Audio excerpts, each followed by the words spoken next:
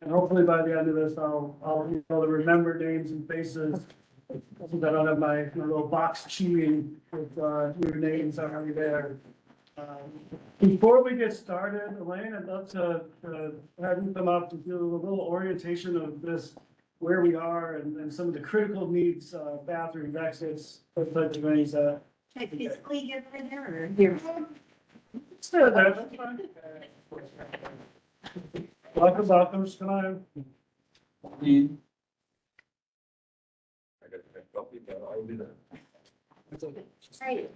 Hi, everyone. I'm Elaine Kraus. I'm with Energy Trust of Oregon. I just got able to join us this morning, so I am delighted. Just to let you know a little bit about the building and where you are. We moved here probably about 2007 or 2008. So Energy Trust has been here for quite a while. And in the past, pre-COVID, we've had several gatherings like this. So it feels great to welcome everyone from the administration back into this space. So thank you for joining us here this morning. A couple just points for your awareness. Bathrooms, probably just want to make sure you know where those are located. Men's room, go out that door with the exit sign and just, stay to your right and you'll sort of go around the corner and it'll be on your right. Women's room, go out the other exit door, head down the hall, and it'll turn to your left and the room will, women's room is on your left. So they're signed, so you shouldn't get lost. But if you do, we have the whole floor essentially. So, you can pretty much just walk around in a big circle, and you won't get lost. Other real points of interest, exits. So then, if we do have an emergency, either direction, the exits will, again, near the restrooms, there are stairs that'll just bring us down to first floor and just pop out. It's pretty straightforward. We'll have signs and people to direct. So I don't know, any questions about the space or? Awesome. Well, thank you for hosting, today. So before, we kind of move through some housekeeping, logistics, walk through our agenda, we want to invite, Janine Benner, give us some inspiration as we start our day today. Pressure. Hi, everyone. I'm Janine Benner, the Director of the Oregon Department of Energy, for those I haven't met. And I just wanted to mainly say thank you for being here and thanks for all the work that you're putting into this energy strategy. And a huge thanks to Energy Trust for hosting us. The coffee, very necessary for a 9 a.m. meeting that is going to last a few hours. So as director, I don't usually have the opportunity to come to the energy strategy meetings, but I thought this one was super important to be at because we are all gathering in person. Edith and the team have been doing a really good job keeping me up to speed on the work that this group is doing, and I really appreciate the time and the input, the bringing of expertise and experience to this table. We have said from the beginning that we want this to be an Oregon energy strategy, not an Odo energy strategy. You are all the people that are going to help us make sure that we're reflecting beyond the subject matter expertise that we have at our end. We do have a lot of subject matter experts. Most of them are here today. You may wonder, why are there so many Odo staff in the room? We wanted to bring them here so you could see the people behind the scenes who are working on this, and they also wanted to see you and meet you as well. So let's see. And I do just want to, again, thank Energy Trust for hosting this in person. I think the benefit of the energy strategy is really making sure that we have the hard conversations that we're going to need to talk about as a state as we prepare for the energy transition. And it's easier to have those hard conversations in person where we can look each other in the eyes and share donuts, maybe even go out to lunch afterwards. So I hope some folks are planning on joining us for lunch. You may wonder how we have the budget to feed you all. We don't, sorry, we set an expectation, but it will be a no-host lunch, but we still hope that you can join us and others after this. So with that, I'll turn it back to Ben and really look forward to listening in on the conversation. Okay, thanks, Janine. Let me do a little bit of logistics. So for the folks online, they can see us, but we can't see them. Is that going to be the case? Would you like to see? Well, what probably at some point, we certainly for introduction. So I'll, if we go to the next slide, at least for folks that are online or folks that end up being online, we are on a WebEx platform, so there's a couple of key things. Most notably on the bottom, to raise your hand, there's probably the raising hand, I can't see it. Click to raise hand, is probably the most important thing. For those in the room, I'm gonna ask you to do the 10 card raise up. Some people can get my attention like that if you really want to, but it's a big room, but we'll plan the queue here. Otherwise, if you're online, just raise your hand. So that's really the logistics. Elaine's kind of walk through kind of where the bathrooms are, how to get out of here. And if we go to the next slide, we'll have. Yeah, okay, so, hey, everybody, I'm Edith Bayer. It's great to see you all in person. I feel like, sometimes work feels like a reality show where you're choosing your own adventure and seeing lots of people on the screen, but not in person. So it's really great to see you all in person. Really appreciate you taking the time. To come, I mean, actually taking the time for all of the meetings, particularly today for coming in, to be here together today. So there are a few objectives for this meeting. You've noticed we like to start with meeting objectives. I think it's helpful to be clear about what we're looking for.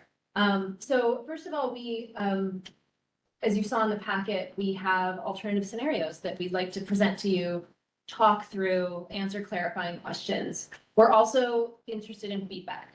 We're still finalizing those scenarios. They're not final. And so there's space here to have a conversation. If you think that one of the inputs could be different, we'll dig into whether the questions we're asking are the questions that you have. So we'll have a conversation around the alternative scenarios to help inform our thinking as we work with our modelers to finalize those. And then we'd also like to talk a little bit about additional analysis that we're doing. We haven't talked in much detail about this yet, and today will also just be more of a preview, but we have been working on developing several tools to help better understand and interpret the results that come out of the modeling. And so that's what we'll want to talk about. We have something called an energy wallet to understand how household costs change over time between different fuels, between gasoline, electricity, natural gas, other fuels. Kind of what comes out of the macro scenarios means at a more of a real level, at a household level. We're going to be doing some air quality modeling, and also we'll talk a bit about some geospatial mapping analysis that we think will also help us bring the results from the modeling closer to the ground and better inform the policy discussions, which this is all setting us up to have. And then we'll talk a little bit about next steps. So Ben, I'll hand it back to you. So let's go to the next slide. And for the folks online, it sounds like it might be a challenge to hear, so I'll just encourage folks, if we go through our conversation today, to use your outside voice or your parent voice, whatever's going to project, and try to ensure that folks that are joining online can participate and hear the discussion that we're having. And so in support of what Edith just laid out in terms of our objectives, we'll move through an agenda.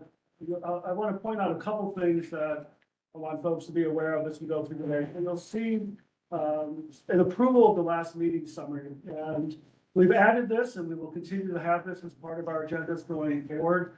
That's really an opportunity to confirm and clarify.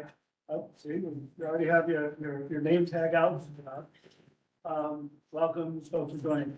We're gonna build the meeting summary approval, and it's really just like thumbs up or thumbs down, just thumbs up that there's no edits or changes. And we want to make sure, just given some of our previous conversations, that we got it right, that we captured, and there was a lot of conversations in our charter adoption process around ensuring that we were capturing both the areas of agreement and disagreement, that we're summarizing accurately.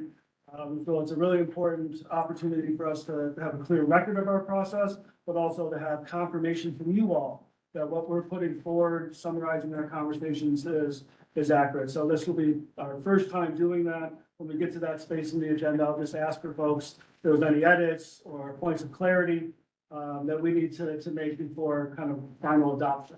And again, that'll just be kind of a thumbs up, look good, no changes from our end. The other couple things I'll mention in the agenda. You may have noticed 950 to 1017. I know when I first looked at it, I was like, man, are people messing with me or something? What's this 1017?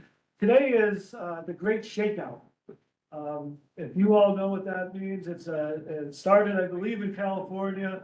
It's an opportunity to help us, particularly to teach children, but I think for all of us to be aware of what do you do when an earthquake occurs? I know, and thankfully, I don't know about this building, hopefully it's. So I know my building that I work in, we're just practicing being crumbled by bricks, but we will have the opportunity. It's, you get under cover and then you cover up, right? So this will be a team building activity for those that wish to participate. We'll be jumping under the desk, making sure nothing's falling on our heads, covering your head and tucking. So that's why you see 1017. Gosh, I see your look, you know, the flow, but I'll let you all make that choice. It could be a fun activity, but that's why you see the 1017. And then the other piece I just will name on the agenda, other than that, we will get you out of here by 12, and I do hope that folks can join for some breaking bread and fellowship after the conversation. We are going to do a roundtable as part of the alternative scenarios, and we'll prep you with some questions that we really want to get input. And we felt it was really important to hear from everyone in this room.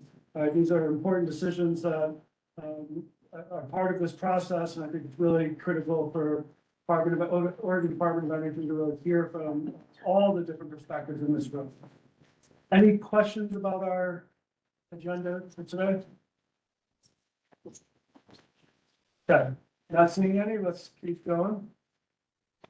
I'll do a reminder of our group agreements, and one of the things that these are not, they're not just there for the sake of being there, right? Or it's just, you know, part of a process that we just insist on having because we're facilitators and that's what we do.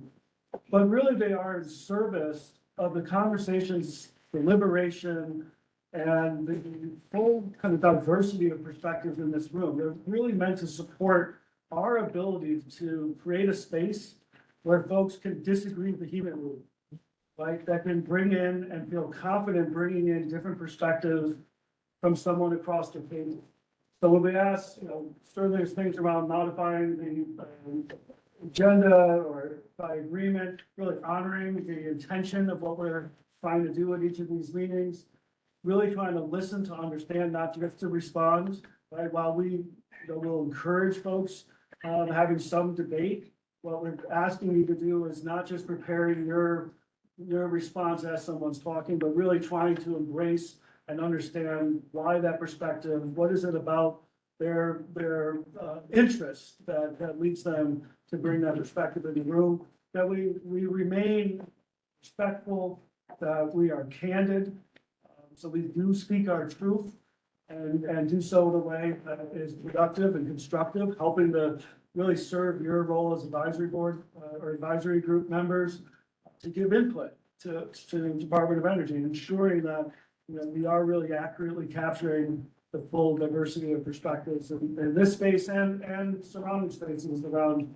the state, to be transparent, to be inclusive, to be accountable. You all, right? And these all are really about your agreement and your contribution to creating the space, right? So accountable to each other, accountable to yourself, right? I don't think I should have to explain what respect looks like.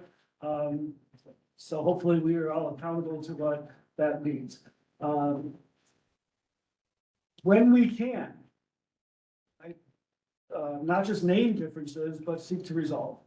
And I think there'll be lots of opportunities, both in this part of the process, certainly as we start thinking about policies and strategies in the future, to the extent that this group can have rigorous debate, but also seek to find common ground, to find, you know, solutions that are what we might call win-win, that work for the broadest set of interests in the room. That's a really powerful way to move through the work. And then, you know, what we will use the roundtable today, and we'll use that throughout our processes at different time, asking folks to all have an opportunity to speak. When we're not doing that, just pay attention. Right? You're the first person every single time in every single example to throw your card up, throw your card up, throw your card up. I'm just going to ask you to step back, or I might ask, you know, we've heard from you, several times, I'm gonna start with someone else. So just, again, this is about being accountable to your own behavior. And then particularly for today, like, side conversations can be incredibly disruptive. We know that this room, it's a lot of folks in a big room with an owl looking at us, trying to pick up sound. We do have people online, so that usually when we're in a virtual environment, I'm saying don't have virtual side conversations using chat. Today, it's especially important that we're not having side conversations that are disruptive to the broader conversation that we're hoping to have. So I'm hoping and expecting, and y'all have so far proven yourselves to be really good at this. So I'm gonna just leave those group agreements as they are. Part of my role is to make sure that we're holding to them, but I extend that role to all of us. Any questions, thoughts, concerns? Yeah. Thanks. Let's keep going. So we're gonna do introductions. We'll start in the room. It's name, affiliation, and then we're gonna add your favorite Halloween candy or fall treat. So if you're a Halloween candy person, we're gonna have rigorous debate. This will be our first rigorous debate of the day. So I'm just kidding. But any fall treat or Halloween candy, and Laura, I'm gonna start with you. You know my answer. I know you do. We all have an answer that we're thinking about. I'm Laura Tabor. I use she, her pronouns. I'm the Climate Action Director for the Nature Conservancy in Oregon, based in Bend. And my favorite fall treat is definitely apple cider donuts. Apple sweet. Sounds okay. Strong story. Gosh. Morning, Laura, it's like my name, sorry.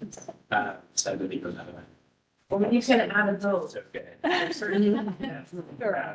I'm Joshua Gossip, I'm the Clean Energy Program Director with Climate Solutions based in Portland. I use he, him pronouns. I'll switch over to my favorite Halloween candy, which is the classic Reese's Cups. You know, it's Is it last? classic. Very much class. Hey, good morning, Robert Wallace, I'm with Waste RCD, based up out of the Dalles. And I'd say, a little tricky here, but Halloween is my birthday, so I love birthday. Give it add one to the Reese's peanut butter cups. All right, birthday. I love that. Happy birthday early. Excuse me. Yeah, good morning, everyone. My name is Rakesh Aneja. I'm with Daimler Truck North America. We are the commercial vehicle manufacturer, so class 6 through 8, the medium and heavy duty trucks. And I have the privilege of leading electric mobility for our North American organization. And I have to do a +1 on the Reese's. Something about chocolate and peanut butter. It's done very well in the Reese's. Thank you.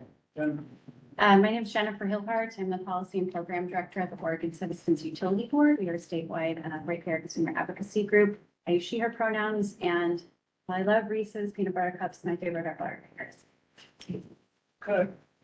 Good morning, everyone. I'm Charity Fain with Community Energy Project. I use she, her pronouns, and I will jump on the Reese's, but I like the pumpkin ones. Yes.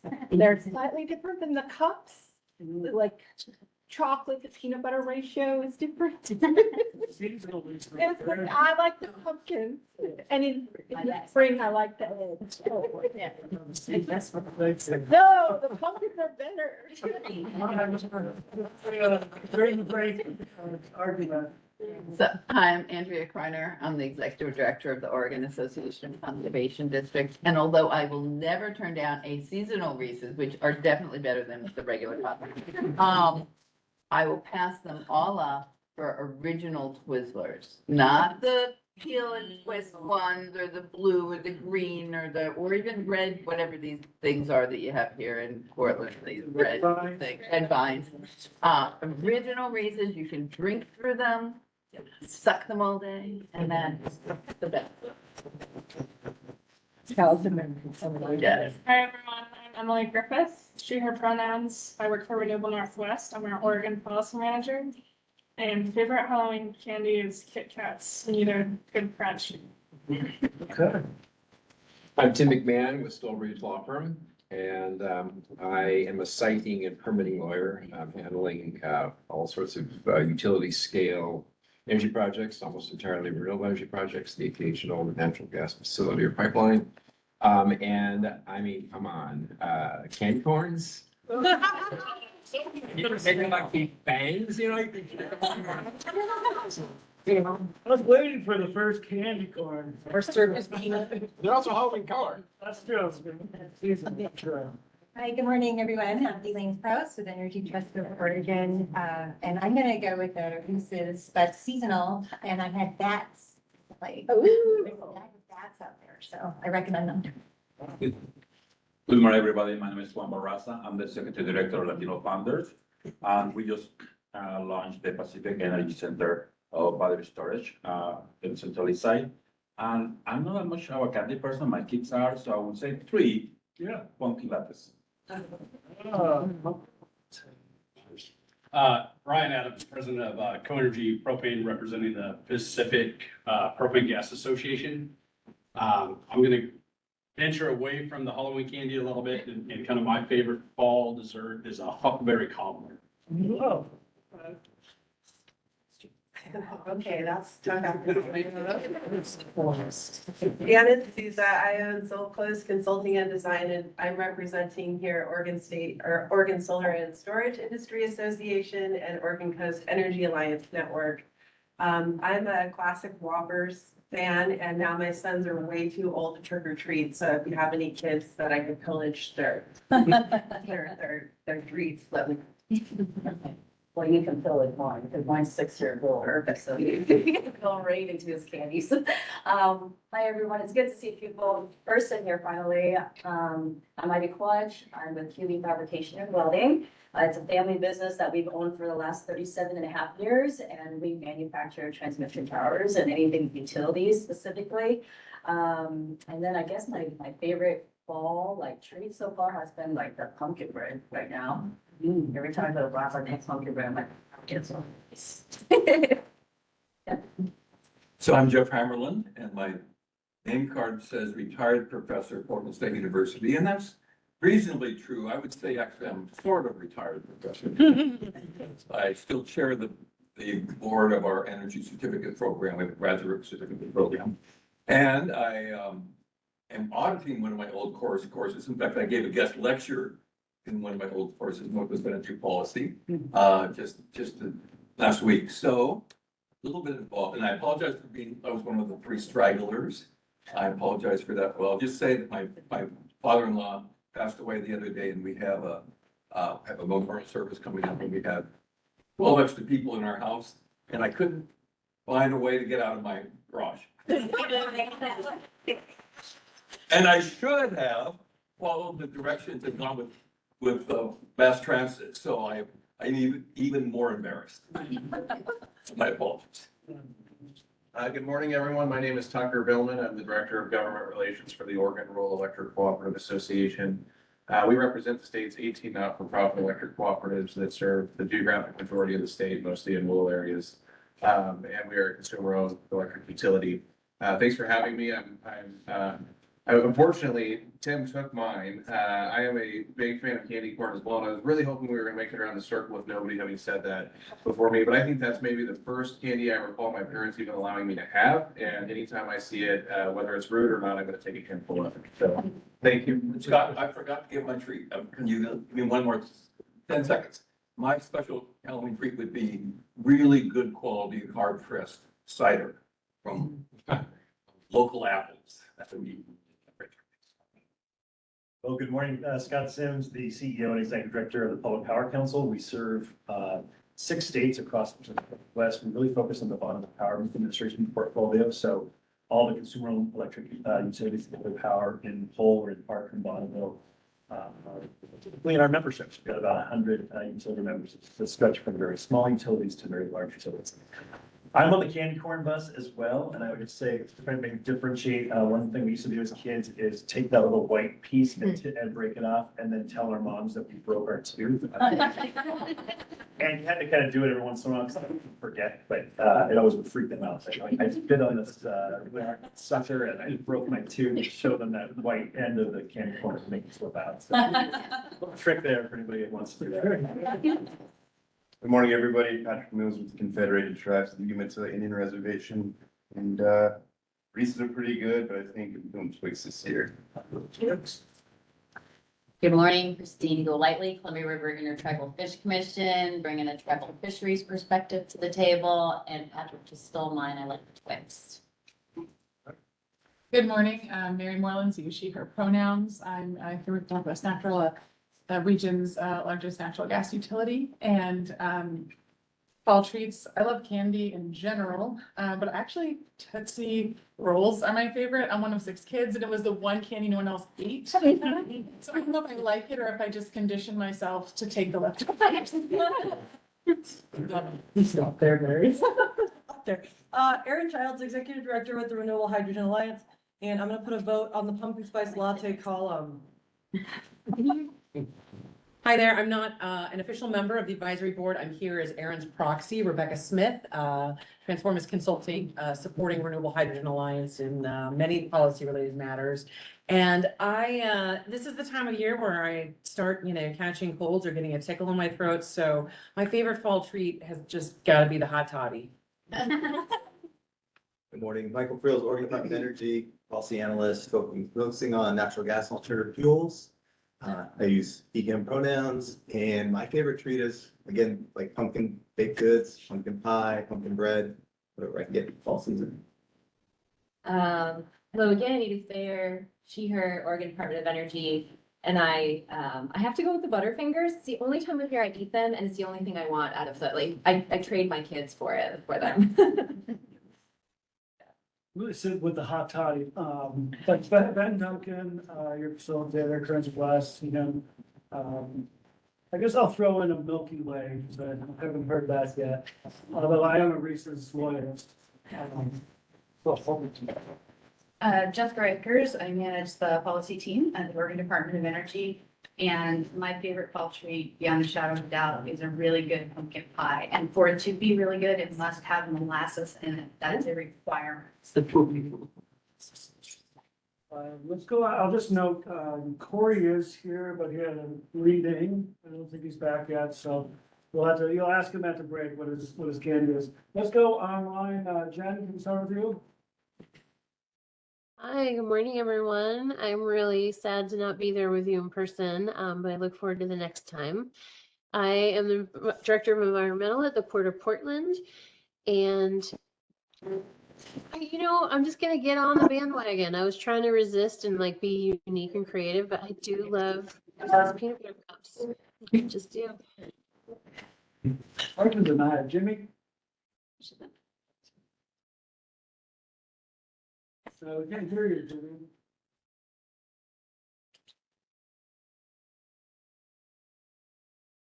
Still can't hear you. That might be a Jimmy problem. No. Let's put it in the chat. Somebody can read it. That's good. Well, let's see if Jimmy does a. Okay, he's gonna check his audio. Aaron, looks like you just joined. We're doing name, affiliation, and your favorite Halloween candy or fall treat. Thanks. Yeah, I'm sorry everyone had a long meeting that couldn't get out of. My name's Aaron Orlowski with the Eugene Water and Electric Board. My favorite holiday candy or treat would probably be a caramel apple, despite the fact that they're very hard to eat. Very enjoyable. It's on the phone. Calling user _2541. You are muted.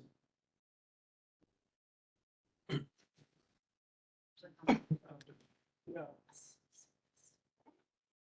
Hello, phone caller.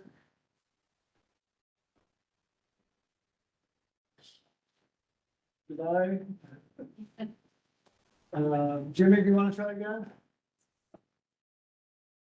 No. Shoot. Well, how about Jimmy, we throw it in the chat so we at least can understand what kind of candy you like.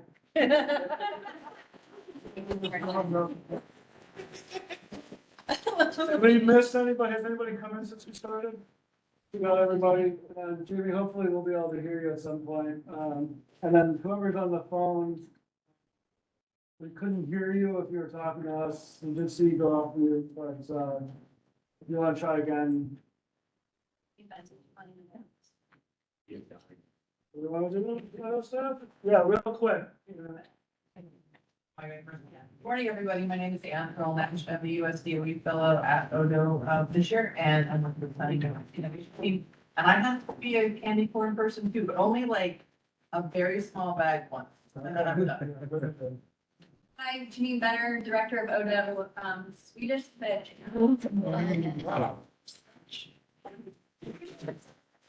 Coordinator at the Department of Energy and Smarties. Nobody has said Smarties, and that's the Tootsie Roll project. I'm Alan Zelenka, I'm the Assistant Director for Planning and Innovation. And Fall Treat is a cranberry scone, and my Halloween candy is a 100-gram one. I do not get candy thing. It's just Yeah. No shaming of anybody's kids. Don't say. Morning, Joni Slager, Clean Electricity Policy and Markets Analyst at Odo. And I will second the Smarties. It's definitely the number one, makes me nostalgic for childhood Halloween. Yeah. Don Price, project manager for the energy strategy at Odo. And I'd say any candy that my kids will let me take out of their bag. Ruchi Sevier, Associate Director for Strategic Engagement, dark chocolate Reese's cups with a red wine pairing. Mark Snow, policy analyst with Odo, Reese's Cups are too strong a candidate to be saying. Good morning, everybody. Jillian Covidio, Senior Policy Analyst, focused on transportation and electrification. And I'm gonna go +1 for the gummy category and go Sour Patch Kids. Good morning, everyone. I'm Lauren Rosenstein. I'm the Community Equity and Inclusion Analyst for Odo. I'm with Charity. It's gotta be the pumpkin shaped secret. Mary Treva, I'm new comments to Odo, and I think I'm gonna go with pumpkin bread. That's a good choice. Hi, everyone. Maria Brano, Princeton West. I'm the Twix girl. All right, thank you. Let's try Jimmy one last time. Let's try it. Okay, can you hear me now? Wonderful. Hey everyone, thanks for accommodating my audio difficulties. My name's Jimmy Lindsay. I'm the planning director at PGE. And when I do eat my kids' candy, I always seek out the Almond Joy. I hope that doesn't get me uninvited from this group on a foregoing basis, but they're delicious. There's no shaming. You're only thinking of them. Mm-hmm. All right, phone caller, we'll try you one more time. Yeah. We'll just accept that the image on the phone is silently listening in. Nate, name, affiliation, and your favorite Halloween candy or fall tree. Okay. Hey, everybody. Nate Hill at Amazon Web Services. Favorite candy for the dad tax at Halloween is probably Reese's Peanut Butter Cups. Okay. All right, well, thank you, everyone. Wish we had a big bag of candies. That's follow up. Better that we don't. Probably better that we don't, yes. So thank you for going through that process. So we did want to, if you want to pull the slides back up, I think we do have a slide for our meeting summary approval. As I said earlier, this is just a chance that we'll build into every one of our meetings to make sure folks kind of formally given a thumbs up that the meeting summary looked good. So hopefully you have a chance to review it. So I'll ask if there's any edits or clarifications, changes. The packet's not gonna have the full thing, so if you're trying to look for it now. The slide doesn't have anything. So not seeing any edits, clarifications, or changes. There's a thumbs up. Go around the room. Thumbs up will be to approve the meeting summary. Okay. I'm not seeing any thumbs down, so we'll consider the meeting summary approved. So again, please just know that this will be on our agenda. It is important that we're capturing accurately what comes out of our conversation, so just build that into your meeting prep, at least to give a glance, particularly if you brought something in that you want to make sure was accurately captured and reflected for the record. Okay, so Edith, I think we're ready. Thanks. That was a fun go around. So to start, since we only meet once a month, I have a few slides to remind us of where we are in the process and kind of what we're working towards and how we've structured the modeling. So if we go to the next slide, so this kind of shows where we are right now in the process. So we're kind of moving towards the end of setting up the technical analysis. Our consultants are already kind of running doing model runs, but haven't yet plugged in any of the alternative scenarios, so we're working on finalizing those. And that really serves to inform phase 2, which will be the policy discussions, which will launch early next year. And I think it's important to just keep in mind that connection. And then the third phase is really, we'll be drafting the report, but we'll also be sharing a draft of that. And I think that that's where some of the comments from the earlier meetings about how we present where we landed will come back up when we reach that point. So it's an important one to point out. If we go to the next slide. And again, these are just kind of reminders. So the next two slides kind of ground us in HB 3630 and what it asks us to do. And so we've been guided in how we've structured engagement up until now with some of the language that you see up here. So we're working to identify pathways to achieve Oregon's energy policy objectives. That's kind of the core thing that the bill asks us to do. And then we're ensuring that the exploration of those pathways and setting up for discussions on the policy recommendations are underpinned by robust engagement. And again, there's some framing language here. I'm not going to read this slide, but I thought it was useful background for everybody to have ahead of time and after the meeting. And then if we go to the next slide, this is a little more background on kind of a breakdown of what we need to include in the analysis. So the technical analysis has been shaped to inform these areas. And they include kind of on the left considerations around resource availability, resource choices, costs, technologies, the role of energy efficiency. And then on the right, we kind of transition into largely non-energy benefits. But in the end, the energy sector affects kind of everybody and everything.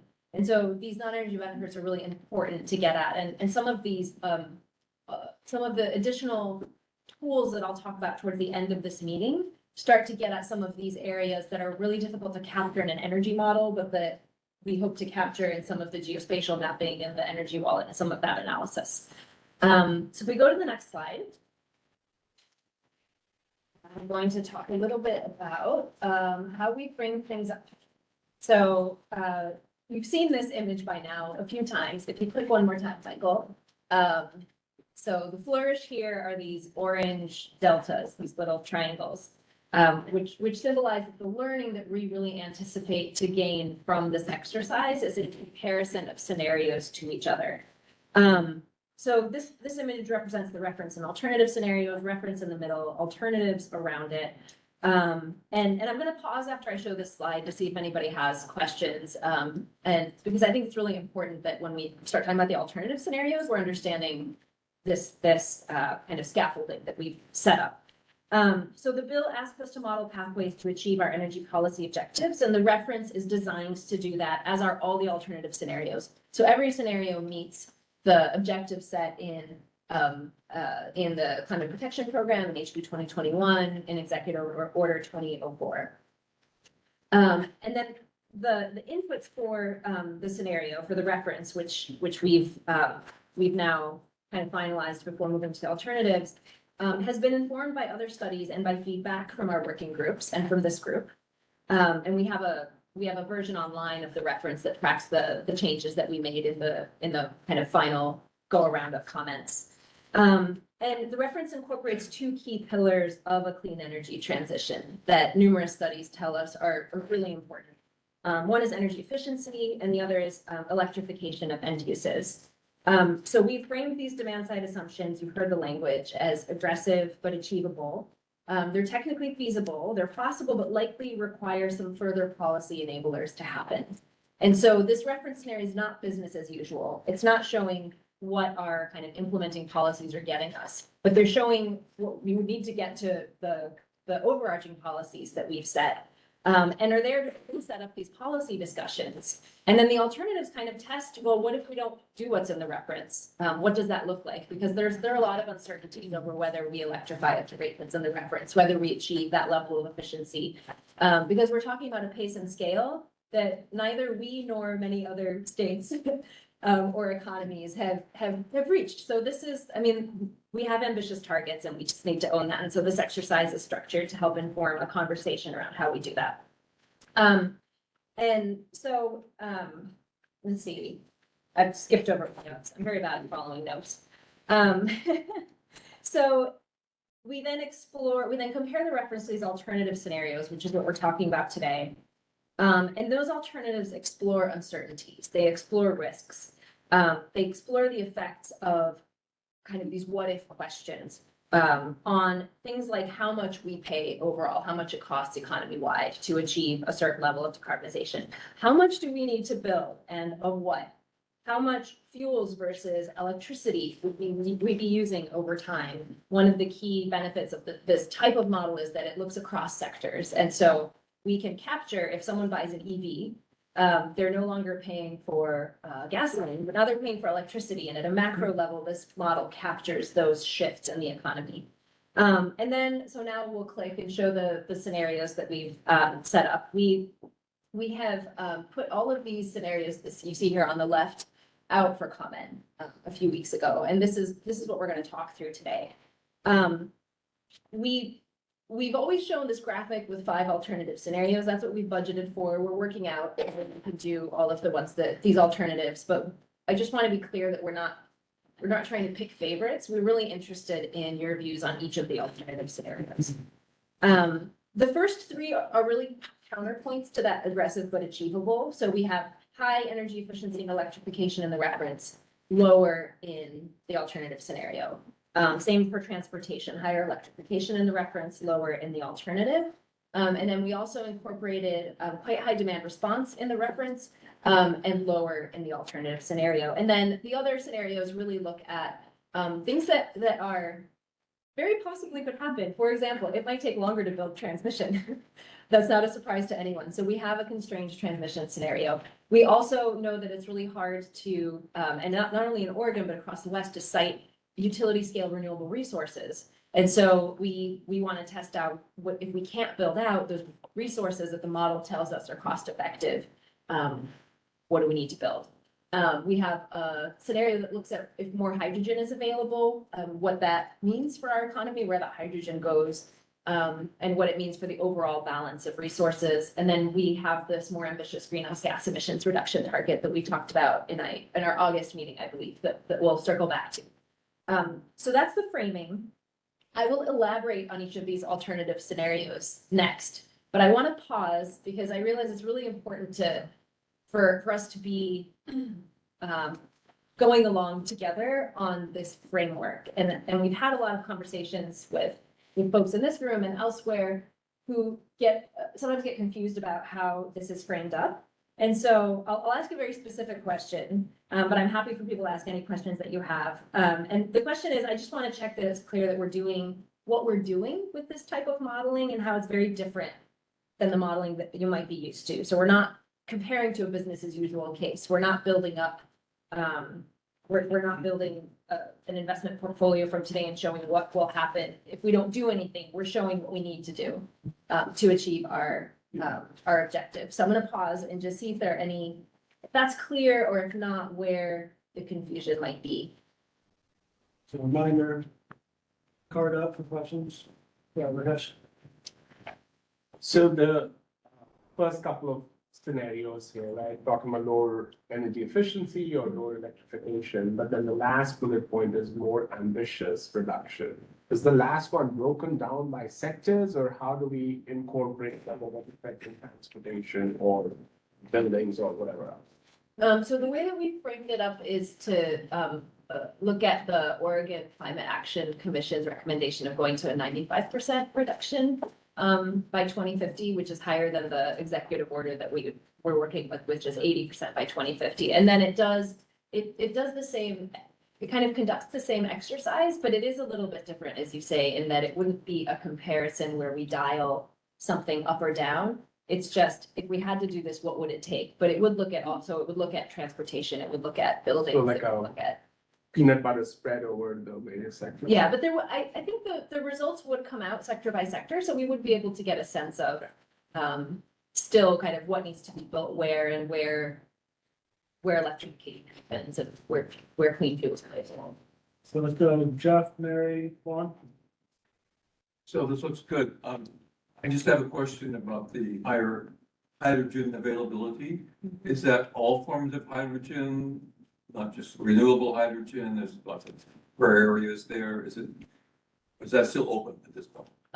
Michael, you can correct me if I'm wrong. It is, or Jillian, but it's green hydrogen. Green hydrogen? Yeah.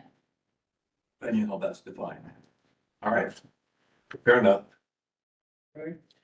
Yeah, so in this sort of a constrained pathways model style, I just want to confirm that the alternative scenario is really looking at minimizing the number of variables. Is that the goal here, to see what that particular variable does to the rest of the economy?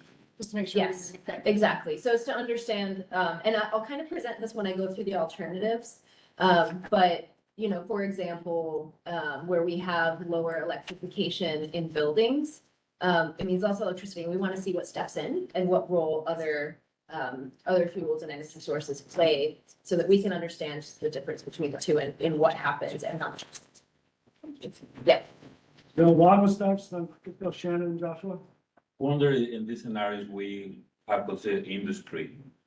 As I read through the draft, I don't see what is happening in industry right now.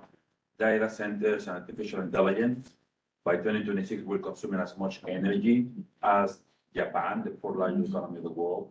Amazon Web Services just signed a deal to utilize nuclear energy as a source.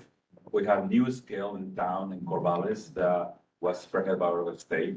So I don't know, we included that in the conversation as one of our sources of energy and how they impact the industry, right? We haven't implementation residential, commercial buildings. For large industry, we're utilizing a lot of larger amounts of energy down the road that will lopside our efforts. So we do break things down by sector and we include industry. What we've done in the reference, and this is in response to comments that we've gotten here and elsewhere, we're including the Northwest Power Conservation Council's medium-high data center growth trajectory, and we're building that into the model to account for the higher growth that we're seeing, and we're extending that out into the future. So there will be, I don't know, you know, all models teach you something, no model is right. I think it's important to remember that, because I'm sure we won't get the number right because we don't know what'll happen, but we're building that in so that we can understand what higher industrial demands mean for meeting our goals. Thank you. Is it Joshua first? Either way, sure. So, I have a question similar to Rakesh, which is the way that you frame these alternative scenarios, it's really broad. And when you do go to tweak a reference case to kind of figure out, okay, well, this is an alternative scenario to do. I'm just wondering, like, when are you going to drill down into like more detail? Because so for example, you say constrained transmission. Well, that doesn't just mean lines and poles. I mean, lines and poles are a big part of it. We don't have enough of them, but it's also, you know, the capacity of the lines.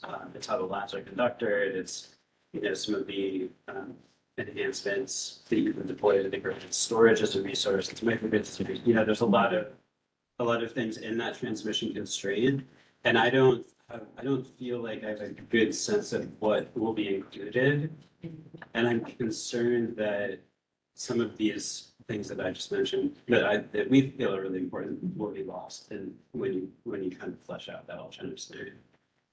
So I'll talk more about this when I talk about the constrained transmission scenario. I'll get into a little bit more of the detail, but I think that there's a broad answer to your question, so I'll wait for the details until we get to the slide. But the broad answer to your question, I think, is that the model will only get to a certain level of detail, and beyond that, it's really the policy discussions about how we do it that will fill in the rest. So, in the constrained transmission scenario, we will, delay transmission, allow reconductoring. We're still working through grid enhancing technologies and some of the comments that we've received with our consultants. But that still will be relatively macro level. And then how things actually happen will be, we'll have to discuss that in the policy discussion. We're gonna get kind of a broad understanding and then have to drill down early next year. Let's go Shannon, Charity, Ivy. Thank you. I have two questions. One, revisiting the green hydrogen, are we including gasification of biomass? Let me give you an example. We've got pelletizers setting up in the Port of Coos Bay to export a lot of our forestry product residuals to Japan so that they can either gasify it or burn it for electricity. So The model can select that as an option. Okay. So I think it'll be a matter of, we'll have to kind of see how it plays out in the model, how expensive that is, because that's always been the challenge to see if it's adopted. And CCS is also an option, and so to make that a green hydrogen option, CCS can be incorporated. Do you want to? I think that it's actually, there's not a constraint that it has to be green hydrogen, but we have the emissions constraints requirements. And so it's likely to be at least a low carbon intensity. So that is one of the technologies that the model could choose. But it's not. So it would be, yeah. And the second question, when we're talking about meeting our state climate objectives, I hear a lot about 2050 and I get it. But what about 2030? We have some milestones, particularly in HB 2021. So we are modeling to achieve kind of midterm milestones in how we structure it. And watching closely how we're actually doing as well. And we won't show this in detail, but I anticipate that if we start to delay early on, it means that we have to catch up more quickly later. But we're building in those milestones and achievement of those milestones. And the results I'll just add, the results will be presented in 5-year increments. So 2030 would be covered. So we'll start with 2025, 2030, 35, all the way up to 2050. Thank you. So let's go Charity, Ivy, Aaron, Brian, and then let's move into the conversations. I think you all actually want to dive deeper into the specific areas, but yeah, Charity. Yeah, I just was curious about in these models when we could see some baseline data, because understanding, is 65% of heat pump sales by 2030, where are we right now? That's 4 years away. So are we at 5% on the market? Are we at 50%, right? So like that understanding of where we are currently and how big of that lift would be to reach those is, I think, really important data to see. Yes, I agree. So we're not going to model a reference scenario that shows where we are today and where that gets us. But I think what we would like to do when we get into the policy discussions is pull the best available data on points, data points like that, like where are we today, to show the spread. So we want to be able to show that, but we're not doing a comprehensive analysis that builds all of that up into a spread scenario. Yeah, I'll pick up on that. There's a difference between doing the business as usual than from saying, here's where we are right now. We don't know. So for example, if you're going to say the whatever we're calling it, the reference scenario, how do we know that that's realistic? Realistic meaning in line with what we have now, like makes the most sense going from where we have now rather than, because you could say, here's what the mix would be, but there may be a better mix if you're taking into account where we are now. So it would help us as well to see where we are now. So we will have 2025 as a starting point, and we've been working to make sure that we have the best data to set that starting point. And that starting point includes a certain installation of heat pumps. We haven't yet spoken with our modelers, so I don't want to go on a limb on how granular, like at what point it's an actual number that we have, and at what point we've had to pull from a national data set because there's not data available. So I think that's why I'm being a little fuzzy on the answer, but we do have a starting point, and we have to, part of the messaging, the results that are coming out of the analysis will be to show kind of what we need to do in those different increments and where the starting point is. So we will be showing that. I just struggle a little bit to today tell you exactly how that will look. Okay, so that'll be help, and it will also be helpful for us to know what is Oregon data versus what's the national average. So- Yeah, yeah. Ivy, Aaron, Brian, and then we're moving on. No more cards. Huh? I was just thinking, because I've been kind of keeping my eyes on other things that are happening too with Oregon projects here too, just renewables, but Governor Kotek just about maybe a couple of weeks ago or even a week ago, just pulled off the bid option regarding on the offshore wind projects for 2 of them. And I was just wondering if it makes any sense to even add that as, another bullet point of potential new developmental renewable projects as well too, that could also impact all the infrastructures in the state of Oregon. Just because that within now until 2035, a lot of that can change with policies, and also the budget could be added on top of that too for something, the governor's kind of looking into eyeing about those. So I mean, that's not off the table. I know that for now, but that's going to be more discussion after a lot more environmental studies comes into play with that, I think.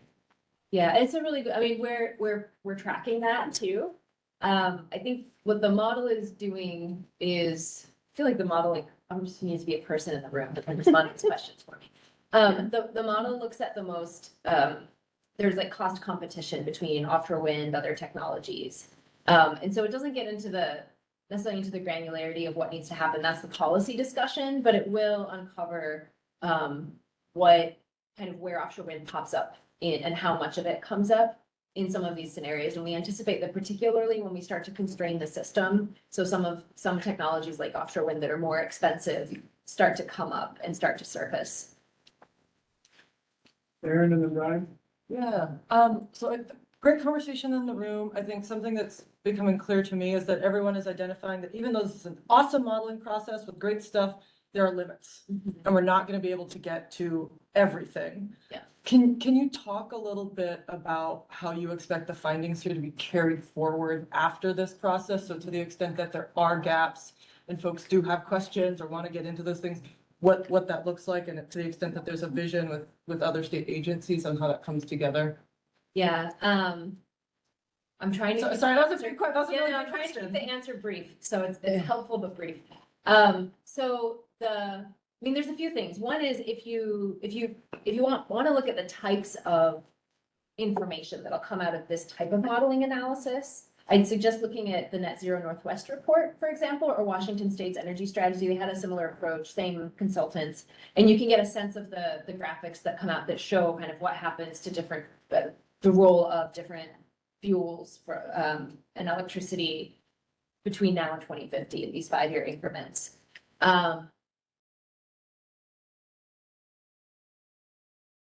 Sorry, I had another thing I wanted to say. In the policy discussions, we will have to figure out, and this is something that we'll work with you on.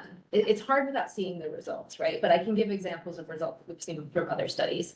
Some of the tools that I'll talk about at the end of today will help us get more granular. So for example, there was a study done for Wisconsin, so different numbers won't be the same in Oregon, but looking at electrification of vehicles and looking at a representative household and what happens if a household electrifies later, which is likely to, like in Oregon, for example, rural areas are likely to electrify later. People who can't afford an electric car, likely to electrify it later. What does that mean for the household bill? And so, so that household analysis kind of helps break things down. It's an example that might be a bit far from what you're thinking about, but some of those analyses will help break down into more kind of concrete, understandable numbers and figures, what we might expect and inform the policy discussions. I think that, we have existing policies that are working and we might need more of what we already have. So I suspect that we'll have recommendations that go in that direction. In some places, we may not have the policies that we need. And I think that the results from the modeling will be broad, but directionally might tell us we need to do something more here. what we have isn't giving us the scope and scale we need. Let's think creatively about what else we might need to get there in terms of funding or in terms of other types of policies. And then there's probably some areas that we can't get to that need further research. And I think some of what you're saying might be the things that we might be better informed to define further research areas by doing this broader analysis that's like economy-wide and so necessarily a bit more general than where some of you all are thinking and working. And I think that that'll also be a really important part of the recommendations. It's kind of where is further analysis needed? Why is it important? What could we gain? But to the extent that some of us are saying like, hey, I have a bunch of questions and like, we can't get to all of them, there is opportunity to say, hey, coming out of this process, we need to do more on a gap analysis or, okay. Absolutely, yeah. So let's go, Brian, and Jeff, I'm gonna have you hold and jump in during the next part of the conversation. I gotta move us into it. Thanks, Jeff. Talking about the alternatives. Edith, I wasn't Yes. quite fast enough with my pen. That net zero report that you mentioned to Aaron's, answering Aaron's question. What was the name of that report? It's called Net Zero Northwest, and it's by the Clean Energy Transitions Institute, CETI, who are our consultants for this project. And they worked with the same modeling outfit, Evolved Energy Research, just to mention the names. Yeah. Look forward to reading it. Thank you. So my question on the modeling is, does the model take into consideration any carbon capture initiatives or technologies as part of the modeling to meet the state goals? So the model looks at a national database of availability of different saline aquifers and other reservoirs for carbon capture and storage. So it is included as an option, and so it's included in that kind of economic balancing of what, yeah. I threw the link to that Net Zero Northwest report into the chat for here, so later you can go back and revisit that too. Thank you very much. Just want to add one more thing to that. So when we say it's in the model is the least cost plan model. So it goes and it tries to meet the loads within the constraints that we have there. And it picks the least cost and starts stacking it in. So if something's in the model but not cost effective, it probably won't get picked, or it might get picked very late, 2050, 2045. Does that make sense? How that gets built up? I need to keep us moving, but Jeff, I'll come back to you when it takes place. Okay, so, when did that break? You remind me, I should know. 10:17, the great 10:17. shakeout. Okay, so I will get as far as I can with these slides, but I think actually we've gotten to a lot of questions I anticipate would come up anyway. So I'm gonna run through this presentation, pause at the end of presenting each alternative scenario to see if there are clarifying questions, but I'll ask you if you go back. Sorry, I want to ask you to note down anything you want to say on these 2 points. So we're not going to do this as we go through. We'll circle back after the break. So we'd like to hear, are the questions we asked the right questions? So these scenarios are meant to get at certain questions. I'll present those questions. Are they the right questions? Are there questions that you have that you'd like answered or seeing? We can get to that discussion of whether the model can or can't do it. And are the inputs we showed on the slides acceptable? So by inputs, I mean there's a certain framing of how that alternative scenario is framed in comparison to the reference. Does that make sense? Is there something you'd suggest tweaking?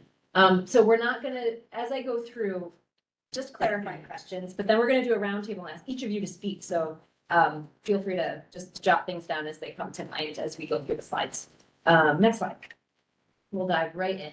Okay, so the first scenario I'll talk about is lower energy efficiency and electrification in buildings.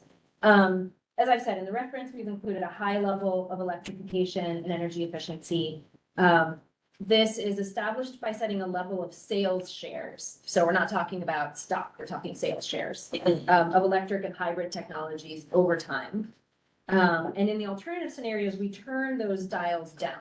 Essentially, we say that it takes 10 more years to reach those sales shares. So there are 10 years where something else is stepping in to help keep us on track to decarbonizing. We're focusing on buildings, residential and commercial for space heating and water heating. And we also have some dials that we turn down in industrial sectors. So we say, what if we reduce the level of industrial electrification by half? And what if we say, rather than a 1% improvement in process efficiency, annually, it's 0.5%. And so these differences, I think it's really important to say as I go through, differences are not set to predict with precision an alternative future. They're meant to help us better understand questions. So it's meant to be within the realm of what could happen, but we don't have a crystal ball to say, if it doesn't go this way, it's definitely going to go that way. We're trying to learn by the comparison between the two.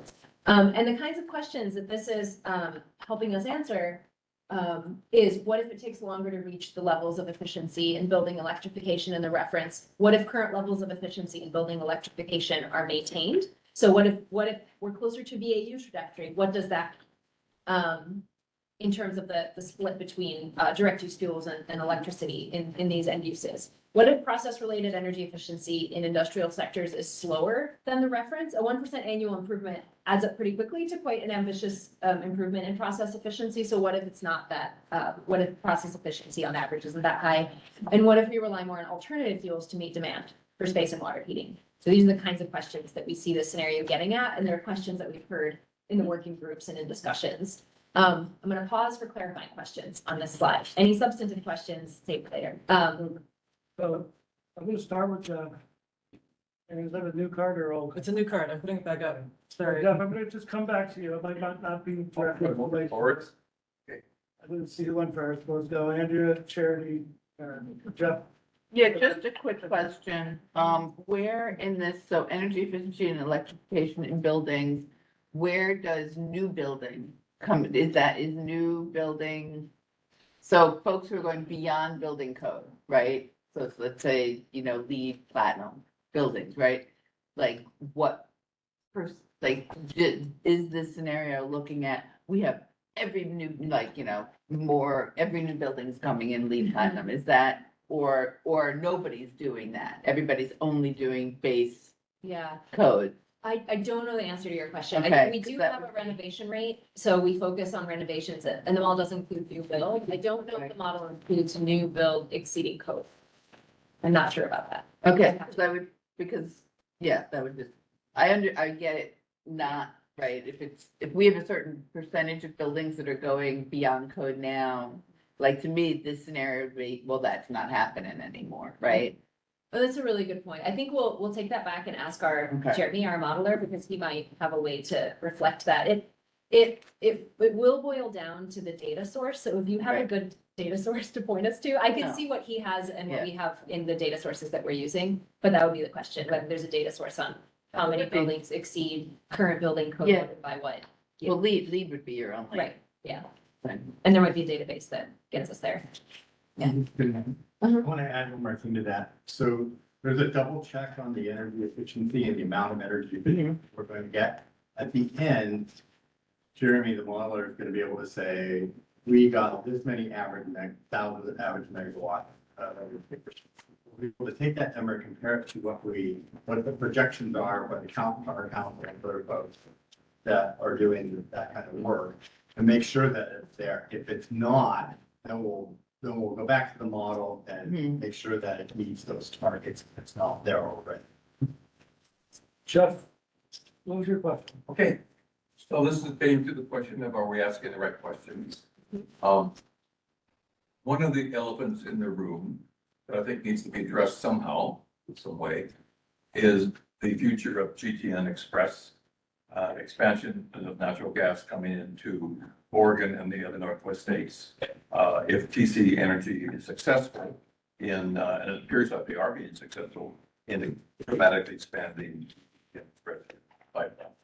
So even though the governor of Oregon, governor of Washington, governor of California have all opposed it, most of the senators have opposed it, southern tribes, many others, FERC did approve it. And they are, TCN Energy is indeed starting construction of the new the facilities there to basically almost double the amount of natural gas coming in to Oregon. I think Attorney General's estimated to be the equivalent of 435,000 new gas-powered vehicles coming into the Northwest. So I see, we have one of the issues has to be the energy strategy must take into account at a minimum energy generation, transmission, distribution infrastructure. So I assume it might be in there, but it seems like it's such a big deal. And we don't have complete control over it, because frankly, FERC is now giving the green light. So there's opposition, but it need not be. So how do we handle something that is clearly, that the governor opposes, but may still happen? And it can have such a significant impact in terms of new greenhouse gas emissions into the microbes. Michael, do you want to? Yeah, so Jeff, so you're concerned that that's gonna increase gas use within Oregon itself, or, because I know a lot of the subscribers, a lot of that's gonna be directed towards Idaho, and other states. Cascade Natural Gas in Oregon is one of the gas companies that has agreed to purchase this extra gas. Northwest Natural has not. So, but it's just, I mean, there's sufficient uncertainty that I think it needs to be somehow addressed in one of these scenarios. Or we need to make a conscious decision that no, we're not going to consider what might be a pretty significant elephant in the room. Yeah, and so the model will take a look at what demand is, and we'll take a look at supply changes and what's happening within the region. It's not just looking at the state of Oregon, but looking at the entire western region. And so it will take into account that ability to supply and projections as far as what the price. And maybe most of the central gas ends up going into China, down to California, but we just don't know. I mean, those are not clear yet. And there's, at least Cascade Natural Gas says they're going to buy this extra. I think there'll be an opportunity to look at the modeling results, and we're looking at more gas in buildings if energy efficiency takes longer or electrification takes longer.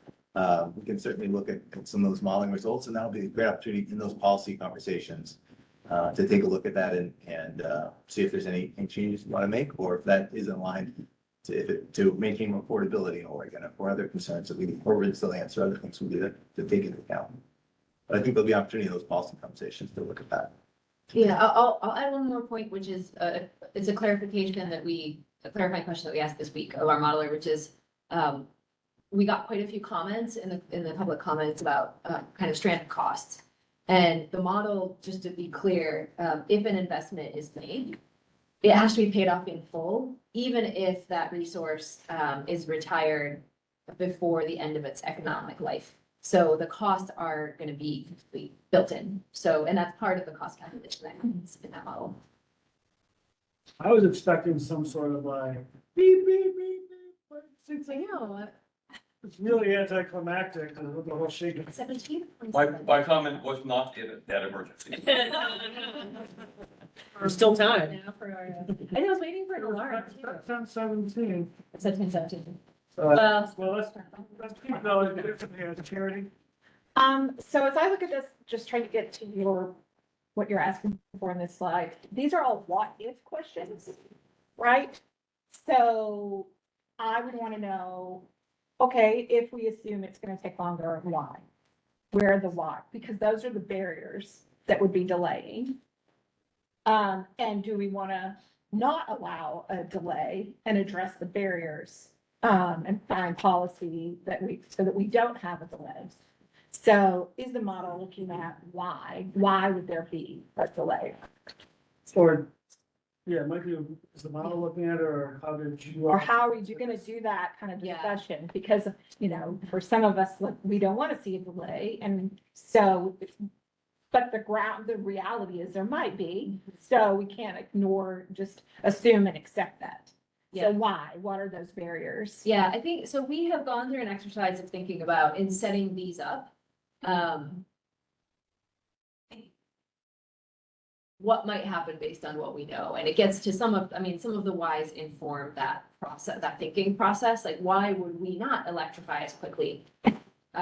We're not on pace to electrify that quickly right now, that's one of the whys, right? Electrification in residential homes. And, I didn't know. But I think that the way that we frame this is to set up a conversation about why and what's. Yeah, that's what I'm. Rather than to do it here. So we're asking what ifs to inform the conversation on the why and how. we somewhere in this process get to. Is in the policy that we're trying to set, exactly. Yeah. So in the policy discussions, that's really where the rubber hits the road on like what do we need to do? So the modeling essentially answers the what, like what would it take? Yeah. And then how is all gonna be discussed early next year. And when we get to that, when we, the delta it might say, just as an example, scenario 2 has lower benefits and higher costs.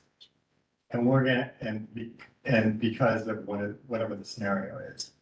And so when we get to the policy discussion, we're gonna have to say, well, if that's true, we probably, and if it's higher cost and lower benefits than this reference case, maybe we want to avoid what's happening in scenario 2. So we want to put together policies and programs and incentives in place that avoid scenario 2 and enhance the process probability of reference case. Or be very clear what benefits means, right? Yeah. Right, not just an economic benefit. Right, there's benefits of COVID. Which we'll get into at the end of this conversation.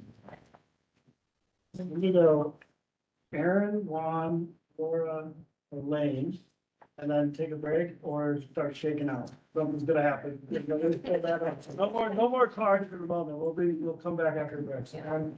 Is the model able to take into consideration the distribution network upgrades that are gonna be required regardless of which pathways? So, Yes, so it both makes- the electric and the gas grid upgrades. Okay, thank you. And then, well, yeah, the cost. Yeah. Yeah, but it won't be a detailed, it won't say exactly which one goes where, but. Yes, well, you'll have some high level estimates on like, hey, if we want to interconnect this many heat pumps, like this is how much electric system upgrade. And if we don't do that, we will not be spending that money in this case, right? Yes, okay. Mine is simple question. We define sales shares. Sales shares, yeah, so it's the percentage of essentially purchases, you could look at it that way. You know, say we only have one store that sells heating devices for all of Oregon.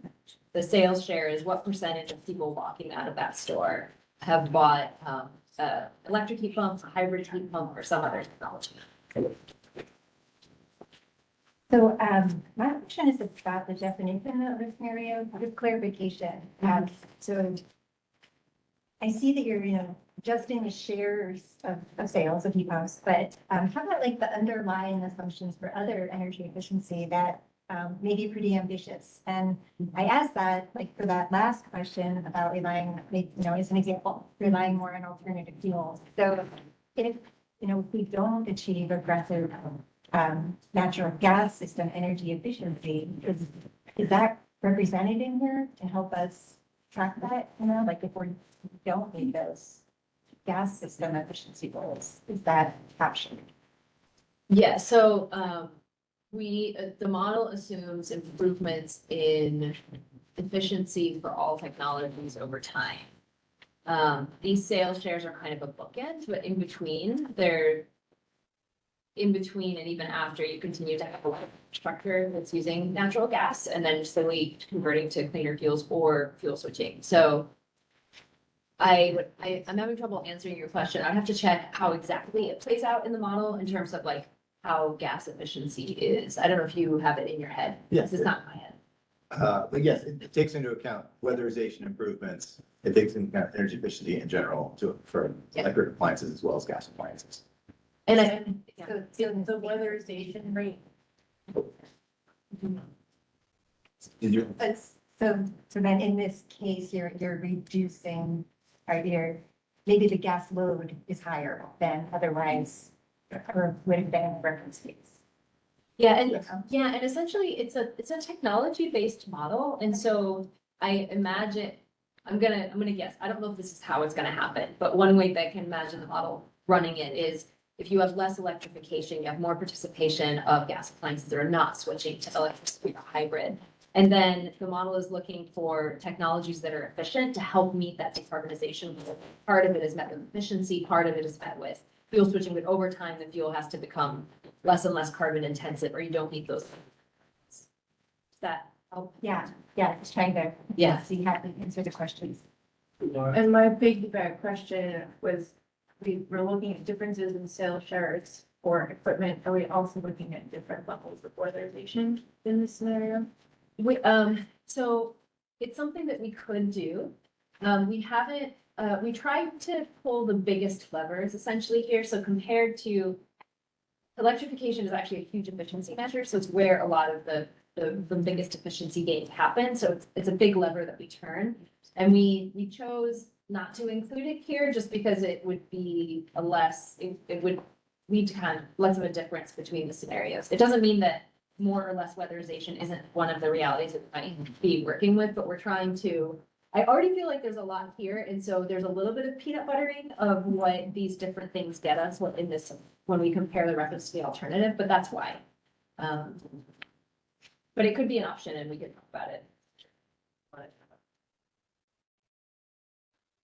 Suggest that we take a break. I don't know if we're just gonna hear some alarms going off, it's really, as I go back to. I expected there to be like a. I guess you just gotta go beep, beep. Yeah, so. Here, look at that. For a minute. I'm trying to look it up, and I don't have good service. What are we getting to the nuts? No, it'll be 10 minutes, so let's come back at 9:37 to 7. Thanks so much. See you. See you soon.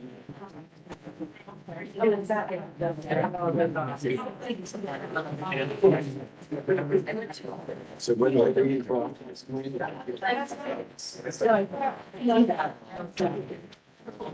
Work on it. Lots of things. No. Take it back. Yeah,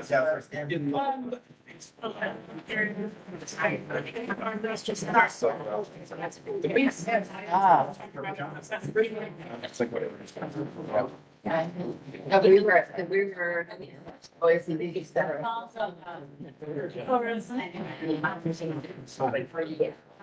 Like, you know, that. I like. Like. No, I think. We know.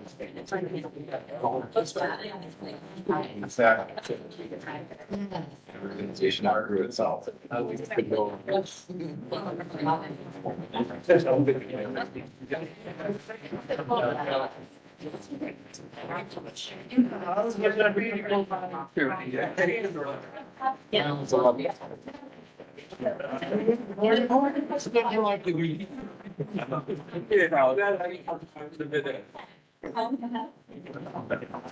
Yeah. It's not. I love that. That cool, yeah. Okay, that's not. I'm going back at the island. I remember walking away after doing it. The one I hear. Yeah, it was this. I'm excited.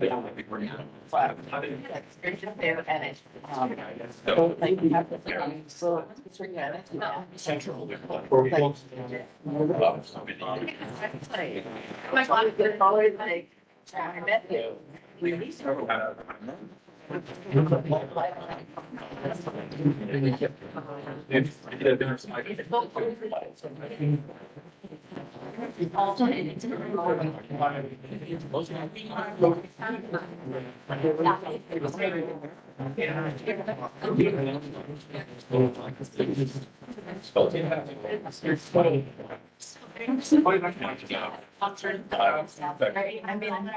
I'm really.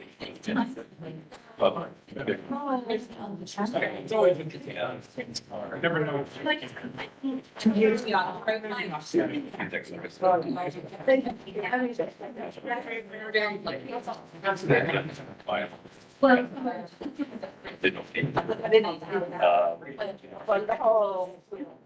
Yes, actually. They know. You think that.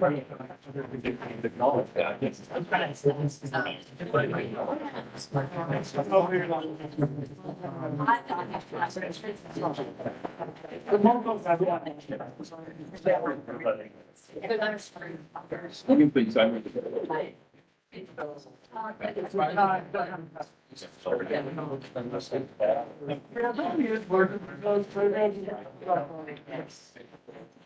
But I tried to make it hard. Yes, I mean, like that's along the scale. And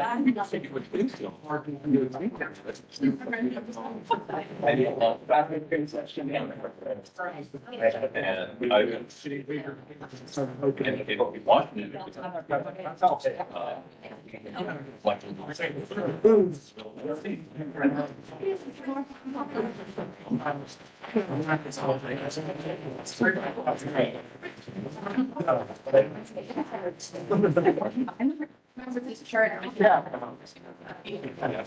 Like, I'm working with government audit.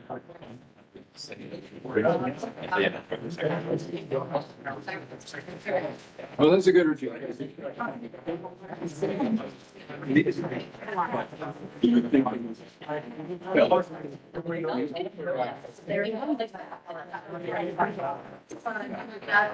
But it's going on. What we're doing.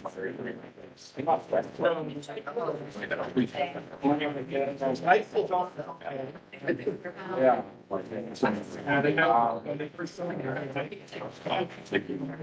Yeah. Got a big one like. Yeah. I will send it. They're already. I need to bring you away.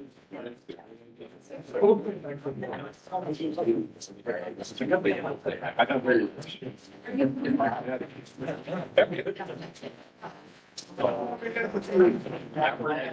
I don't. Yeah. I'm on the other one. Yeah. See that.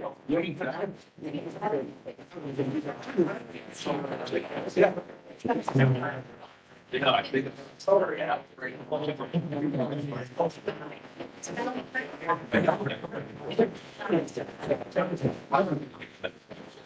It's spelled in his point, and, It's like people know it. I heard like.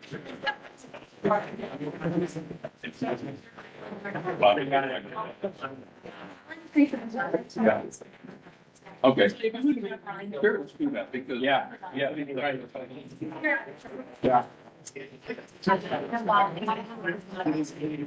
Really amazing to see.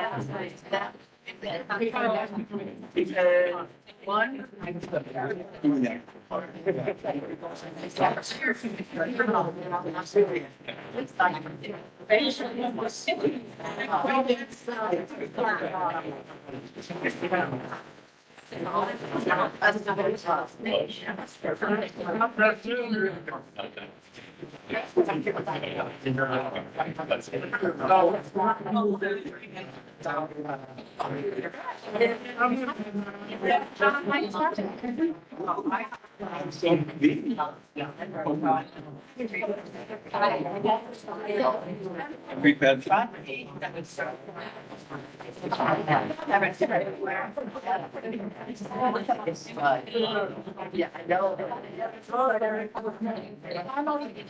But the.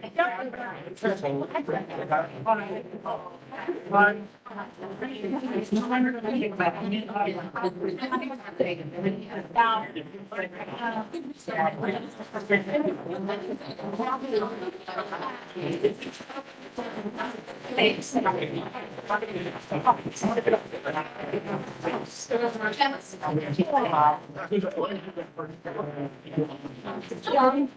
that if you.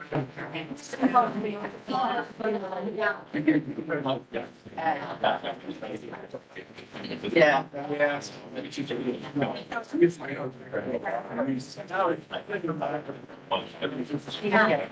That's why I did it. Yeah, small scale. And but.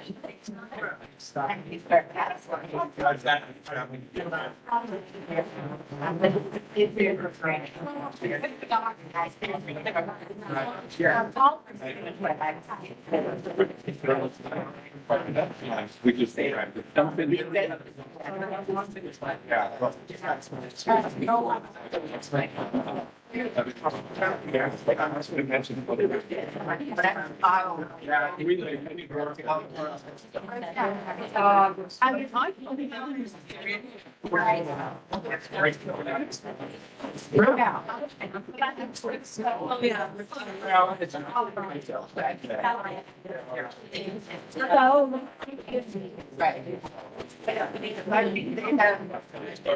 What I find. Yeah.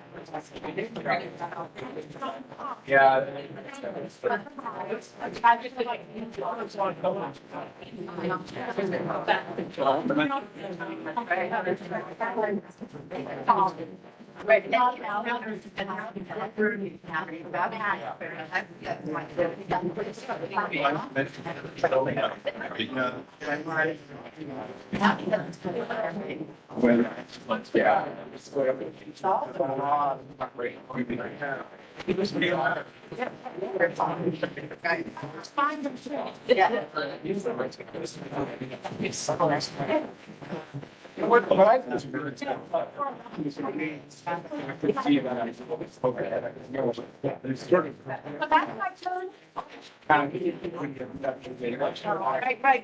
Which is gonna be.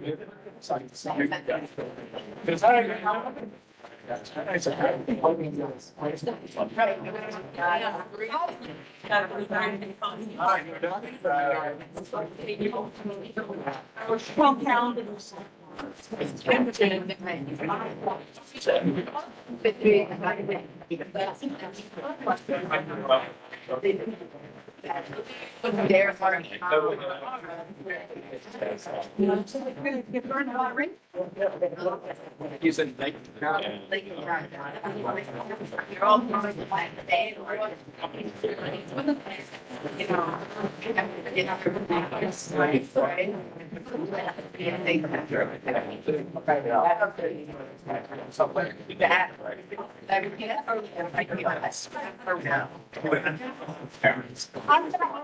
Difficult.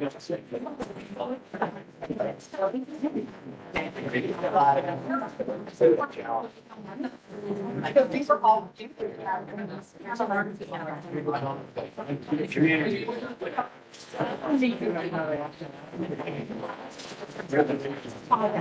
Yes.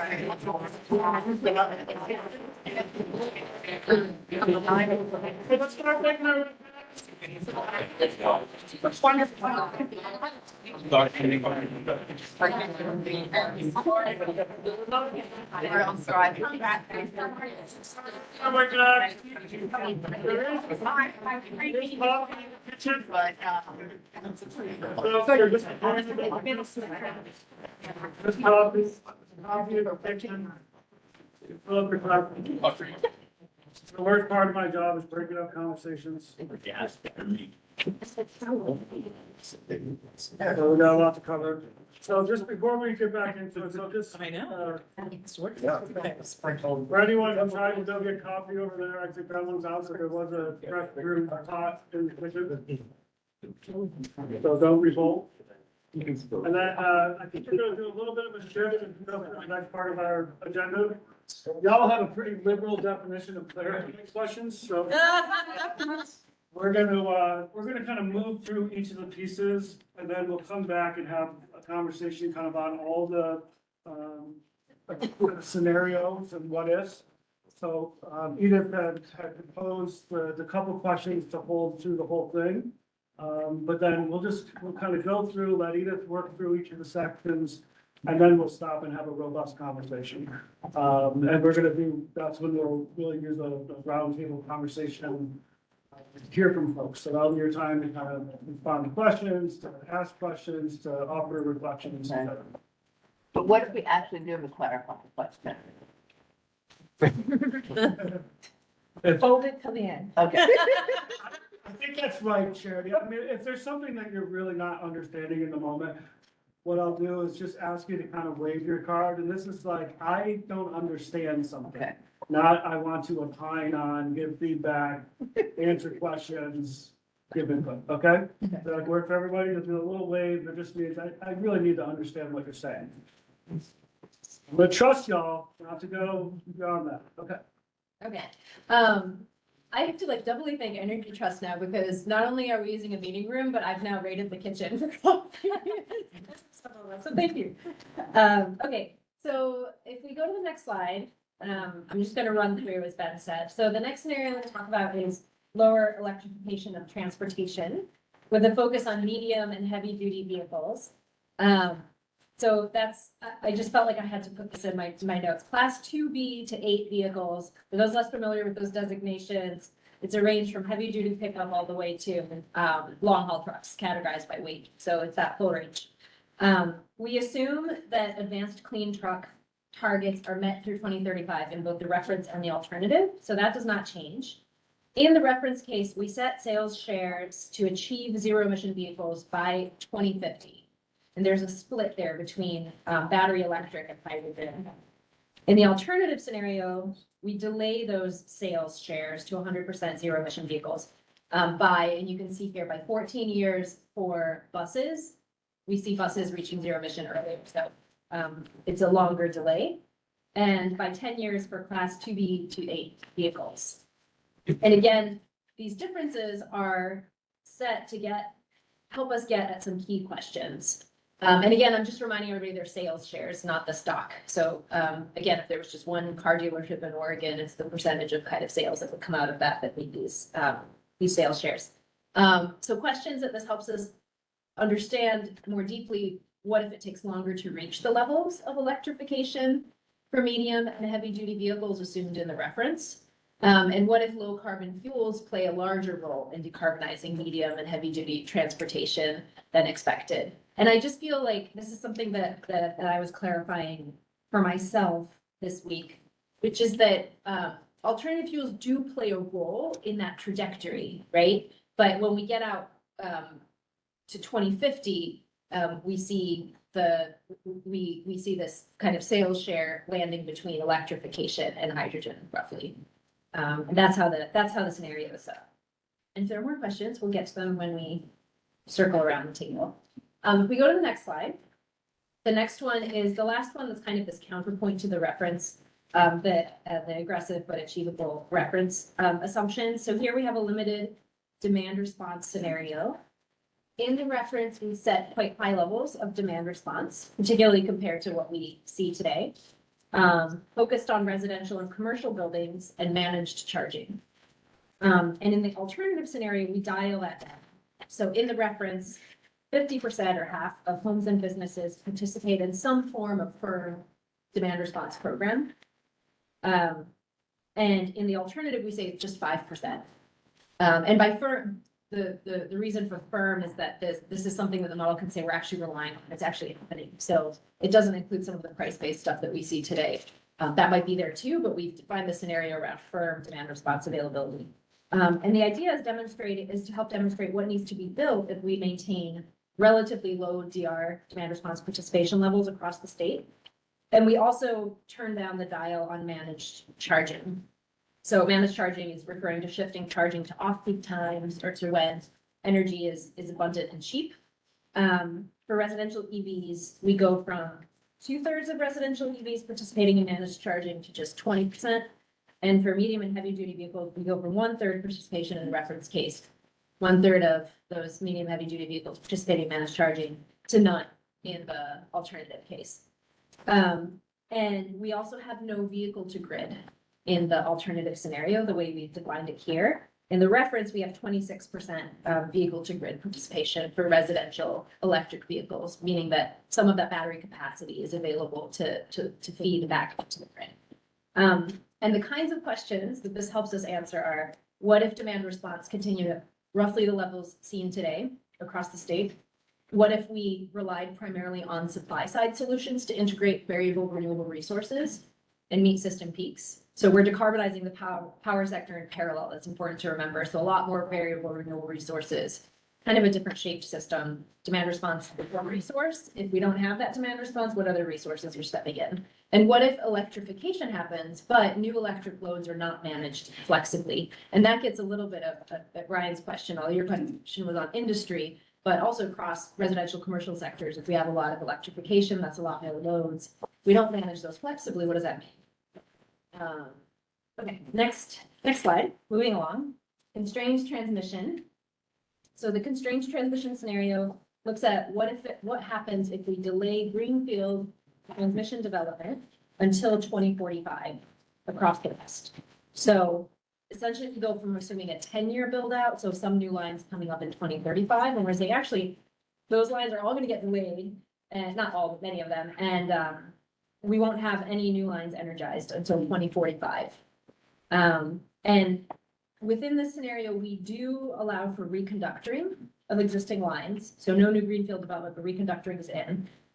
We also have a sensitivity that you see here that we'll test, a couple of sensitivities. So one is that we have a east-west transmission constraint to reflect the difficulty of getting power over the Cascades. So if we don't build those connections, how do we get, we essentially no longer can reach east of us or east of the Cascades for that electricity, or there's a limit on how much we can reach for, and where else are we going to get that, that electricity?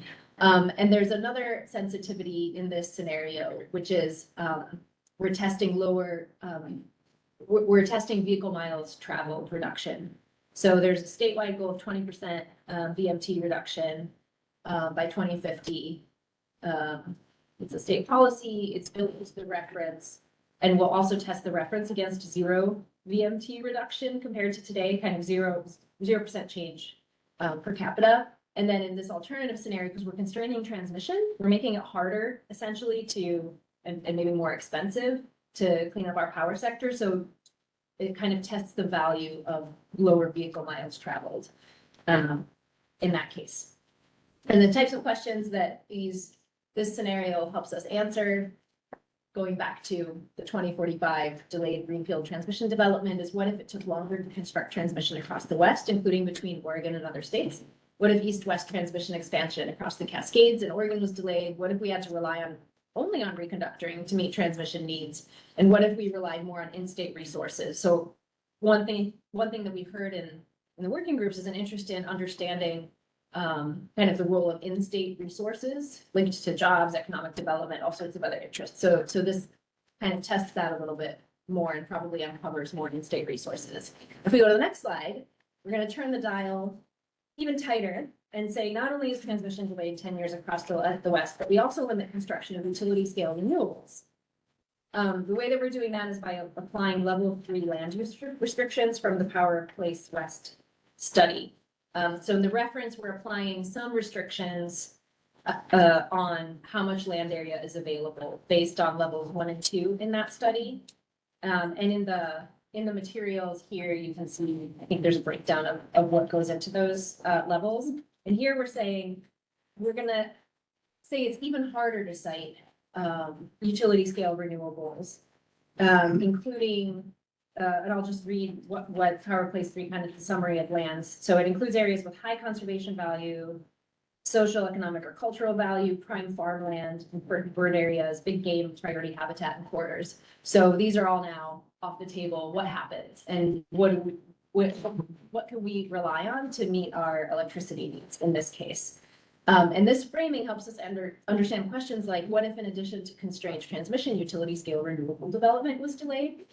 What if more restrictive land use protections were applied? And what if we have to rely more strongly on distributed resources to meet our energy needs? So this is also, we anticipate the big distributed resources scenario. And kind of, since we can't reach for those lower cost utility scale renewables, or it's really limited, we start to see how much rooftop PV gets us of other distributed resources. Okay, next slide. So this is the higher hydrogen availability scenario, and it looks at, it essentially tests the role of hydrogen if more hydrogen were available. The way that we propose to structure this, and I'll make a side note that we received a lot of comments on this scenario. We're kind of working through them, so I don't have a clear answer for you, but I'll just speak to how we set it up in the consultation document, which is we accelerate kind of hydrogen pipeline build. So from 2035 to 2030, and that's primarily interstate pipeline. And then we increase the rate of hydrogen supply chain infrastructure build compared to the reference scenario. So we essentially enable more hydrogen to be available. This would have an impact on cost, imagine. So what if the cost of green hydrogen is lower than expected is one of the things. We are already including the IRA tax credits. So those are already lowering the cost of hydrogen quite a bit in the reference, just so people know. What if the hydrogen supply chain were built out more quickly? It helps get at that question. What role could hydrogen play to support energy storage and power sector decarbonization if it was more available? So there's quite a bit of interest in the power sector, among other sectors, to understand, well, if we're not combusting natural gas, what role can hydrogen or some kind of blending play? So this gets a little bit more at that question. And this is all stuff that we anticipate. I don't know, because we haven't run the model yet, but this is kind of the thought process that got us to the framework for these scenarios. And then if we go to the next slide. So this is the more aggressive greenhouse gas report scenario. As I mentioned earlier, we framed this up as applying the Oregon Climate Action Commission recommendation of 95% greenhouse gas emission reductions by 2050. We've gotten a lot of feedback on this one, and we've decided to take it off the table for the moment so that we can rethink it. And we also want to see what comes out of the modeling first. So we're kind of setting it aside for the moment. But I've left in the slide since we've introduced this in the materials, and we brought it up with this group before. And so I wanted to make sure to include this for sake of completeness. Before we go around the table, I wanted to just mention some of the themes that we've heard in the comments that we've received. We received quite a few written comments, some from folks in the room, and some from other people. So I'm just going to speak to it. I don't have a slide for this, but as I mentioned, we had quite a few comments on the hydrogen scenario, everything from, are the federal IRA tax credits included? Are electrolyzers fixed or flexible load? The role of dual fuel turbines in the model, concern over how it's produced, the green hydrogen question, what does green mean, that definition. We're working through these questions with our consultants. I don't have answers to all of these questions. We had some questions about offshore wind, kind of the role of offshore wind and a proposal for a dedicated scenario for offshore wind. We had some comments about extreme weather and could we do a scenario that further tests extreme weather. I'll mention that we're working with the council, the Northwest Power Conservation Council, and their most recent data on kind of low, medium, high hydro years that's been updated pretty recently. So there's some data going in, but the question went more to a dedicated scenario. We've gotten some questions about transmission, about other grid enhancing technologies, which has already come up in the room today. We had some questions around levels of electrification and demand response in the reference and alternative scenarios.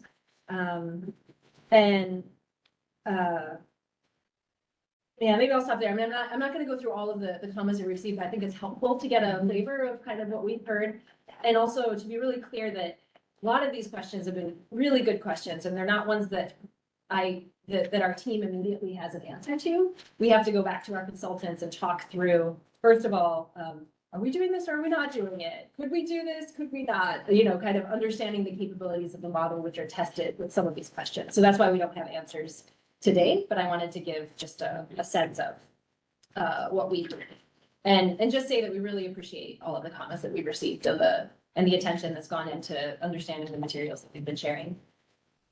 So with that, I think I'm gonna turn to Ben. Yeah, let's and- go around to let's bring the questions back. So we have a number of folks. We're gonna go in order. Everybody's gonna talk to, put down the cards, get those cards down.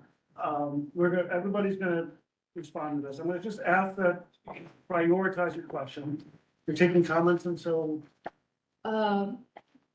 Halloween, is that right? Sorry, oh, I was like, I thought you meant the time on the agenda. No, we're gonna be. No, so we're finalizing these, I mean, this is kind of the last stop, so the written comment period is closed. We had our interagency group meeting, and then we're checking and we're pretty close to the end. We're trying to finalize these within the next few days, so. Okay, so you hear that, finalize last, so prioritize your comments. Like, we have 20-something folks, it's 10:55, right? So really, we have two key questions. There's other points of clarity or questions. I'll ask Edith also to, be succinct in the response. So Laura, I'm gonna start with you. We're just gonna work our way around. I'm gonna go first, fine. All right, well, we'll start with Rebecca. Just look at that, you pushed back enough. Rebecca, we're gonna start with you, and we'll go this way. A lot, Laura. She started us off with a candy, so you get to start us off. Easier question though. Yeah. It's true.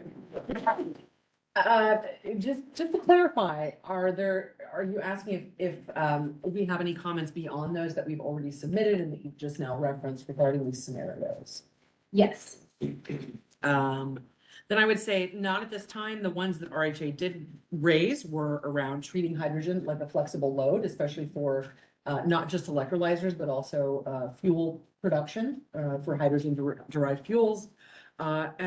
And of course, the really big one is the IRA, and not only if you're including it, but how you're including it, and if there is some sort of calculation of percent of projects that might get it, or they might get a percent of that full amount.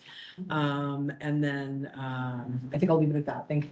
Great, and that's wonderful modeling. If you all have submitted comments already, lifting it up at a high level is great. Don't have to go into depth. Mary. I'm gonna do my best to model that as well. You know, I think more than anything, it's just a comprehensive request that there's, additional energies put into explaining what a pathways model is, which is very different than this is the one and only, this is a opportunity to measure the impact of different variables changing in the economy, because I think that'll help us to have really effective policy discussions versus being locked into any one picture. So that's my comment. I'm gonna try to stay on target with those questions. I don't know that I necessarily have comments about your inputs. I'm curious about, and I think this come out more in the outputs in the policy discussion, just kind of cost effectiveness. I know this is a cost model, I'm not a modeler. And what different variables are in there? We're coming from a perspective of like fisheries resources, cultural resources, tribal energy burdens. And I'm not sure that I'm seeing that all right now. I think maybe was built in the reference and not so much in the alternatives. So that's a really broad comment, but that's. I just want to say that I think one of the challenges is that there's a limit on how much in this model we're able to dig into co-benefits. I think your comment goes somewhat to co-benefits, like how much does energy efficiency realize fish protection? And I think that might fall into the category of follow-on study that would be helpful.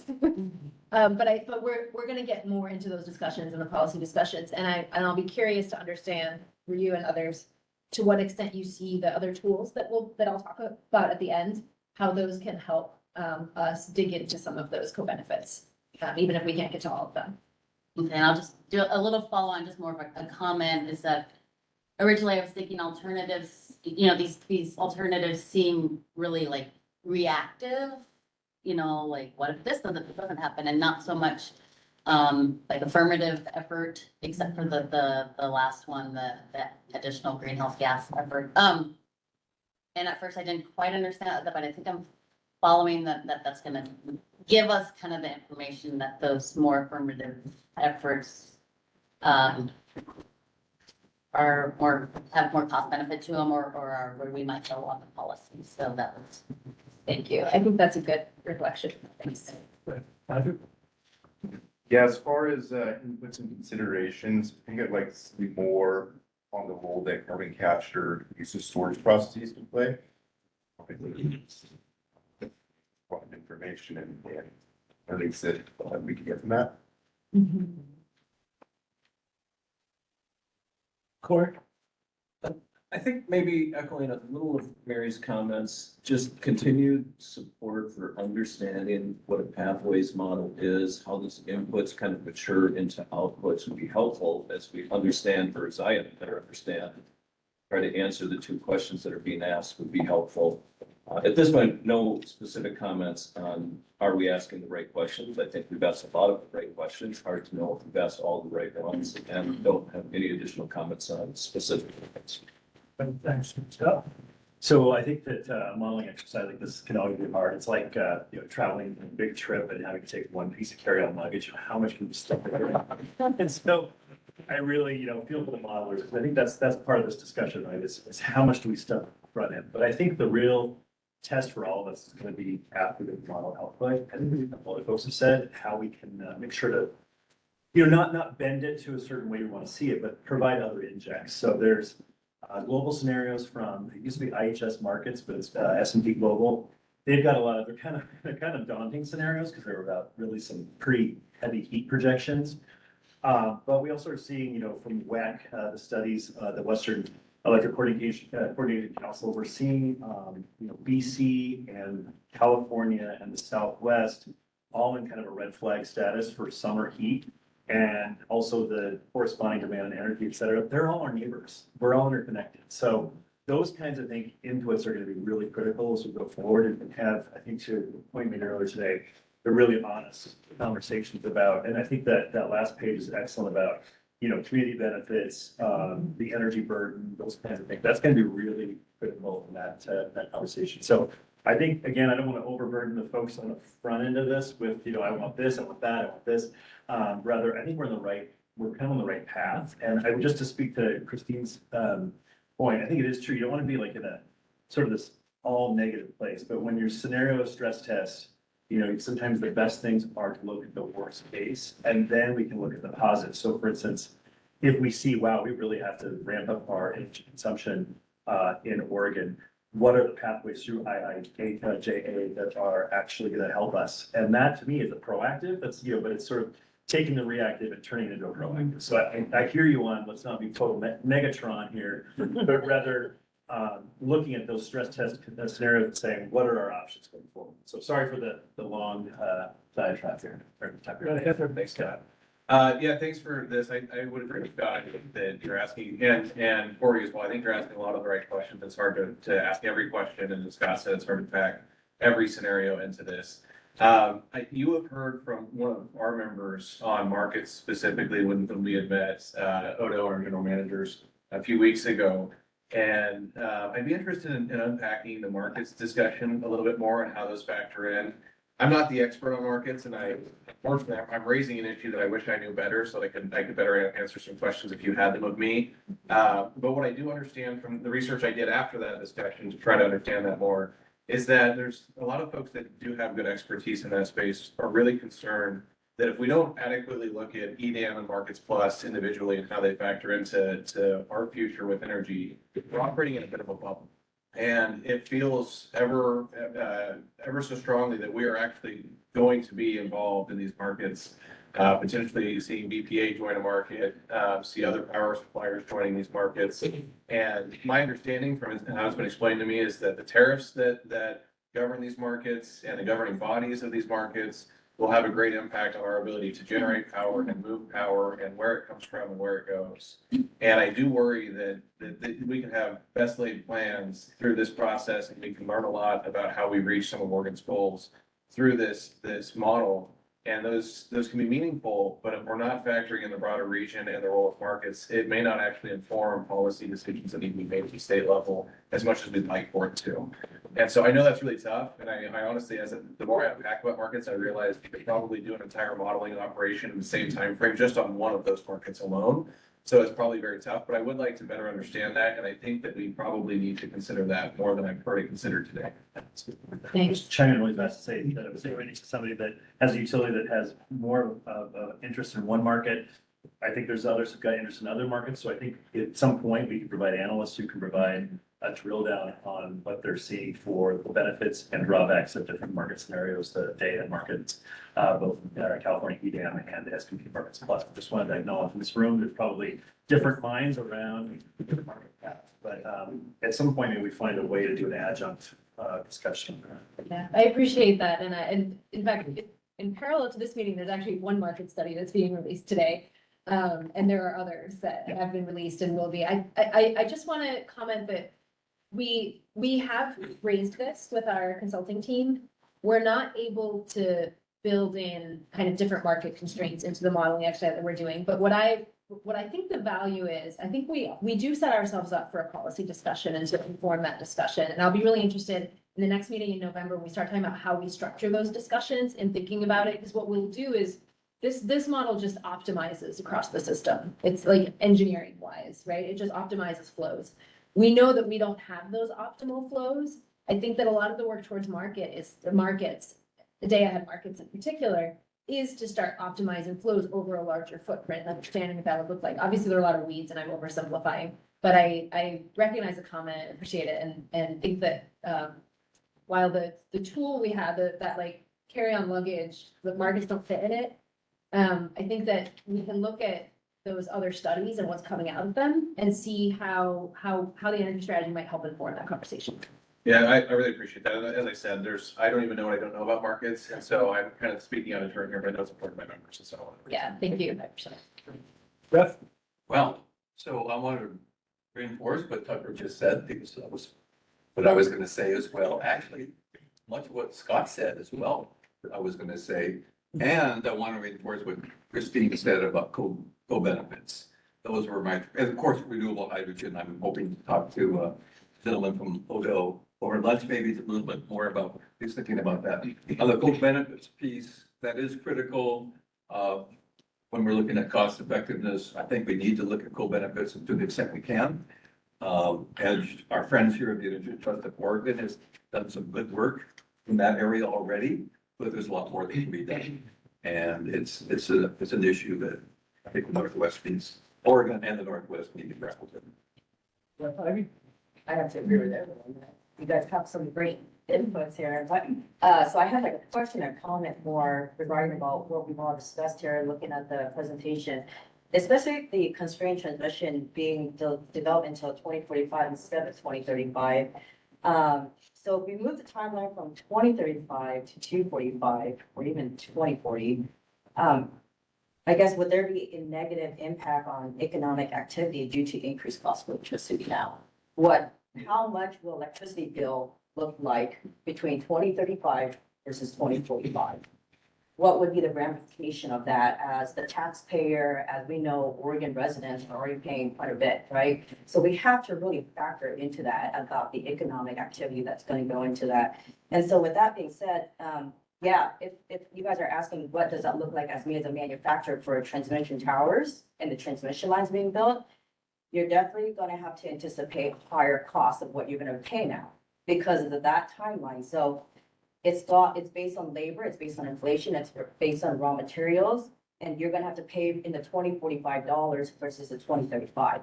And that's a big difference in just budget wise. So I would consider doing some kind of modeling in terms of costing wise, what inflation could look like on top of that too. So I think we'll take this back to our consulting team. I suspect that the answer is that some level of inflation is included. I don't know how much that interaction is included in it. But no matter what, I think we will see the cost impact. And we'll see what it means. And I think that'll be a really important part of the learnings and the investigation, and then how we have a conversation about the importance of fringe, likely. Yeah, thanks.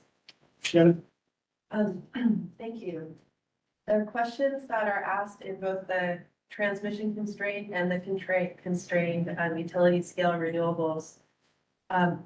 Looking to make sure that in each of those, we are also including distributed renewables. You know, a lot of people think about commercial or rooftop, but we have an underutilized and underflexed kind of 1 megawatt to 100 megawatt that could really increasingly come into play with new funding for solar for all. Smaller systems are sometimes easier to site because they have a smaller footprint, whether it's a PERPA project, community solar, those kinds of things. So that could already be included in the question, just encouraging that it is included in that question for both of those scenarios. And the other that I had was with respect to the higher hydrogen availability model. That higher hydrogen availability model necessarily on at least the electrolytic hydrogen has a significant impact on the value proposition for in-state renewables, especially if that hydrogen pipeline is built up. So making sure that that's impossible included in that model, but because that could potentially encourage overbuild, and with of our renewables, now we have something that we can do with those electrons. And with respect to the markets, Western Resource Adequacy Program, I mean, we kicked the can, but it's going to come back up. And I'm thinking again about this higher hydrogen availability and that last question that you asked about the role in energy storage and power sector decarbonization. What does it look like to have that clean, firm, dispatchable power? What's the value proposition? Thank you. Brian? Yeah, a couple things. So, the first one is one of the scenarios we consider, the different levels of land that would be available for renewable generation, solar and, wind. And I'm just curious, maybe it's there and I'm not aware, but have we modeled out how much land is necessary to be able to meet these initiatives, not just constraints on it. One of the other things that I'm a little bit concerned about, and I'm really interested in some of our tribal representation, is if we had this type of roundtable advisory discussion when we were building the hydro dams, would we have considered the financial cost related to fish habitat and the impacts that we have with that? And having some experience with bird kill around tower structures, like, are we considering the wildlife impact of some of these initiatives in the modeling? And then lastly, two more things. We talk about this, the different scenarios on limited transmission lines, limited demands. Are we factoring in or asking the questions about limited generation, going power generation around green renewable energy, and how is that modeled in, and what impact if it's not available to generate both ways? And then just a comment that I'm really interested that we're considering that there's a realistic time delay for building out new transmission lines, but then the same scenario where we're feeling like we can get new hydrogen pipelines in place in a more accelerated model, and is that realistic? And that's completely out of my area of knowledge, but something that just kind of raises a red flag. Yeah, I appreciate that. Thank you. I just want to, I'm taking all these on board. I just want to go back to one point you made about how much land is necessary. So we will back into that answer. In different scenarios, there'll be a different total amount of build. We won't be able to say where that goes, but we'll have a sense of the picture. Yeah, and I guess if I were to approach the question, I would start with, okay, if we're gonna take the existing infrastructure, the hydro infrastructure, and we're gonna displace a lot of the fossil fuel generation with solar and wind, what does that look like? Like, if we were to do that, what is the total square footage of land that would be necessary? And then start looking at some of the restrictions on the different locations and types of land that would prohibit us from getting there. But I haven't necessarily heard, not saying it doesn't exist, but heard just what would be needed in the state of Oregon to be able to meet the demands for electrification. Thanks. Wondering if the model takes some consideration, we're hearing about, we're worried about building an added capacity for transmission, right? Wondering if the model is including utilizing existing infrastructure in residential and commercial to add energy storage to that infrastructure and utilize it as a backup for future demand needs. My mind goes to Scott Point, to the Dune scenario, Puerto Rico, Texas, where a climate event short of being knocked down or ability to provide electricity across the board, but it will have already existing commercial residential users that have solar, adding battery storage, and then the unused energy they are capturing, send it back to the grid, would allow us to survive the first month without electricity. And just imagine a month without electricity across the state, is a station crisis event for the economy. So just thinking about that, while we're waiting for added capacity, tap into the existing infrastructure already built and invested on, just to add a small add-on energy storage and send it back to utilities to be able to power cities or basics necessities for the state. Yeah, it's a really good point. And the only thing I'll say is that the technologies that we would need to do that are in the model. So we'll have some of those technologies coming out. I think that coming out of the results, we have an energy security plan, which I think in a way goes hand in hand. We just published an energy security plan that looks at vulnerabilities and how to address them. And then the energy strategy in a way is complementary to that by looking at kind of what we need to build across the energy sector from a different perspective. But I think the two perspectives are useful. I think a lot of this will have to be hashed out in the policy discussions. Okay, just a couple of quick points. The first is about sensitivities that really came up for me today. And I think it speaks to maybe Corey and Mary, a couple others talked about just modeling capabilities. And is there some, how powerful will those sensitivities be? Could we use those in like the next round of like iteration or policy exploration? Is that a tool that's useful? And you have to answer that now. I'm just. I'm jotting down. I'm not talking about, yeah. And then the other comments are about distributed solar and storage, and they're similar to like Shannon's comments and 1, 2, just like being sure that we're capturing what is the added value or, cost and benefits of having more distributed storage, generation and storage. And then energy efficiency. So, I'd be remiss if I didn't note, we're always looking, what more can we do? It's called ambitious in the reference scenario, but certainly we're trying to figure out, how much more can we do and what's the value in doing that? Somebody? First of all, I apologize for my coughing and hacking. I had COVID and flu vaccines on the same day, which I'm not sure was entirely brilliant, but so apologies for that. I put some comments onto the site about land, kind of relating to land availability, and some comments about developing agricultural impact mitigation plans to facilitate and enable the continued development and opportunities for solar and wind, and ensuring that we have the right balance with our agricultural economy. I also had a comment about the need for not relying exclusively on utility transmission, but also looking to merchant transmission. And I think there are a lot of opportunities for that, we need to incentivize and figure out how that can happen in parallel with utilities, not in conflict with utilities. And then third, just kind of some general concerns about permitting constraints and the need to figure them out and balance things like community opposition with the incredibly important needs to deal with climate change, and I think that balance is really not in sync.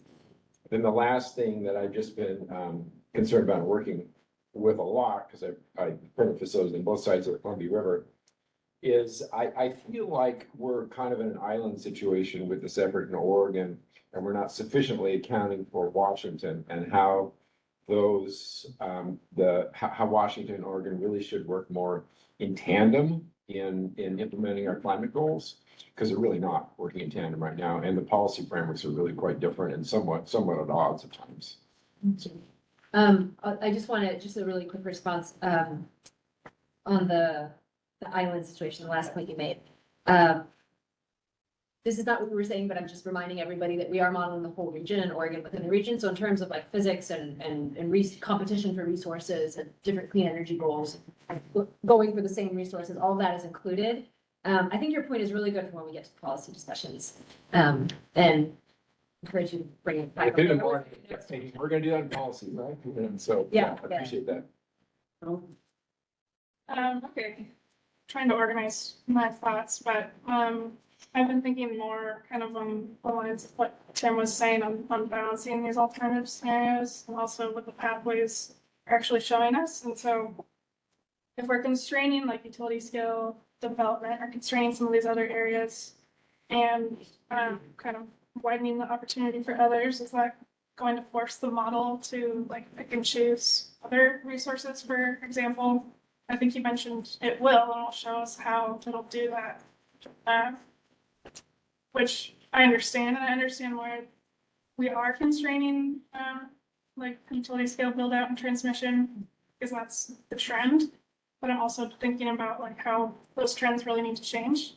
And a lot of people are working on policy to change that.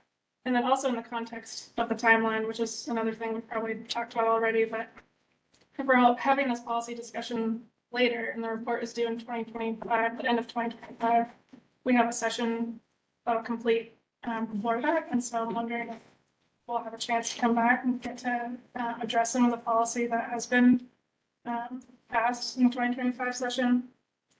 Also, are we missing anything by not having a scenario that kind of goes above and beyond and doesn't constrain some of these areas? Can you just be specific? When you say above and beyond, are you referring to the higher greenhouse gas ambition, or are you referring to above and beyond the reference, essentially? Yeah, kind of above and beyond the reference, because I mean, in the alternatives, we're constraining utility scale renewables and transmission, and the reference, it does have strong goals that we need to reach, but I'm wondering if, like, the reference is kind of our I guess, unconstrained scenario, but I don't know if the model will miss anything, if we have to come back like after sessions, or to address trends that we really need to reach. I don't know if that was something fair. No, that's helpful. Yeah, no, I know understand what you're saying. Yeah. So I have two, we call them flower pots. And one being in my energy policy hat and the other being my OECD hat. So let's talk with my conservation district hat, because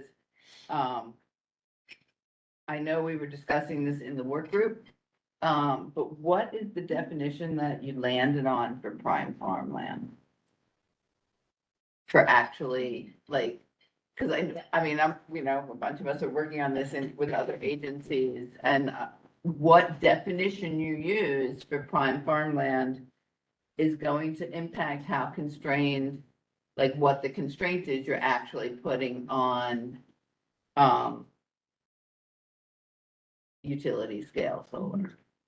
I'll have to get back to you with the. Okay, yeah, so I would be very interested, and I'm sure you're talking with ODA and all that stuff, and I was really curious as to what, because that's a big topic of a discussion, is what is the actual land, and if an exclusion comes in, what would that be? Right, is it based on soils, is it based on value, prime rangeland can have really, excuse my language, shitty soil. So, Yeah, I'm just, so that's one that I would be very interested in knowing, because that's gonna impact the policy discussions, right? The other one, and this is just I'm a little confused. When we're looking at transportation, so we're kind of taking that off and saying, okay, this is my energy background. Where in the lower electrification of transportation, you're only looking at constraining the medium and heavy duty vehicles? You're not looking at, because there's the whole, I mean, obviously, light duty vehicles and cars are a huge portion of, we expect it to be highly electrified. So my question then comes into, how will the model be looking at the interplay between the speed at which we have our electrification infrastructure in place, and the sales, right? Because if the if there aren't enough EV goes or whatever around, people aren't going to buy electric vehicles, chicken and egg, right? There, and how is that taken care of in the model? Do you want to respond? You'll probably do better than I will. Well, I'll just say that the reason that we're not assuming any constraints in the light duty is because of the existing policy. There's Okay. Advanced in Cars 2 gets to 100% sales by 2035, and so all of our alternative scenarios still meet existing policy. In terms of the infrastructure, I mean, if we're assuming 100% sales, then we're building out that it's gonna happen if they, yeah. And we'll get a sense of the cost required and the energy demand on the system as a result of that. The other thing I'll just say is that these are sales targets, and Mhm. so consumers can just decide not to buy new vehicles in reality. But in the model, we are assuming a certain, percentage of turnover as vehicles reach the end of the useful life.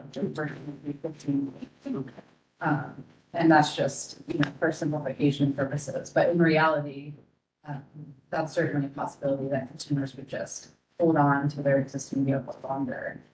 Okay, so to oversimplify it, we're basically thinking about, instead of if you build it, they will come, like you build the infrastructure, the vehicles will come. We're assuming if they come, you'll build it. Okay. Charity? So I'll start with one, just higher level question on the scenarios. It struck me as odd that all of these scenarios are assuming a worst case. What are the constraints? What if we don't? Except for hydrogen. Why have you decided that hydrogen is not a worst case, but better? So it's weird to me that all of them are worse. Look, what if we don't make it? What if we don't make it? And hydrogen by itself is, what if we do more? So why have you made that assumption and decided to do that? It's weird to me that in this thing, that one really stands out. Why isn't there a best case for the other or a worst case for hydrogen? It's really weird to me. It's not like to like in this model. And then because I focus on building electrification and we're an environmental justice group, I get really concerned in these kind of conversations when we solely focus on economic costs. I don't even like the term co-benefit. They are benefits. You're othering those very important cultural, social, health, safety factors, resilience factors that are just as important to the people we serve as an economic cost. And by just kind of saying, maybe we'll get to that, or it's a or it's a whatever, you're othering those. And I think it's very important that we remember that, yeah, we can't forget an economic cost. A low-income household has to factor in. An energy burden household has to factor that in. But an example I bring up a lot is we're electrifying houses and they're getting an increasingly hot, Oregon, people need air conditioning, and now having the heat pump with air conditioning means you're going to have a higher cost when you had no cost because you had no heat. But the health benefit of not dying in a heat wave is as important or more important as that additional cost of that extra energy usage. And we sometimes just get stuck in our heads of this modeling that we forget that there are real societal impacts and cultural impacts that have to be baked in and not just maybe put on the side. And then when we're also thinking about modeling and barriers that might happen on energy efficiency measures within households is, you know, how are we gonna get fuel switching allowed at the PUC?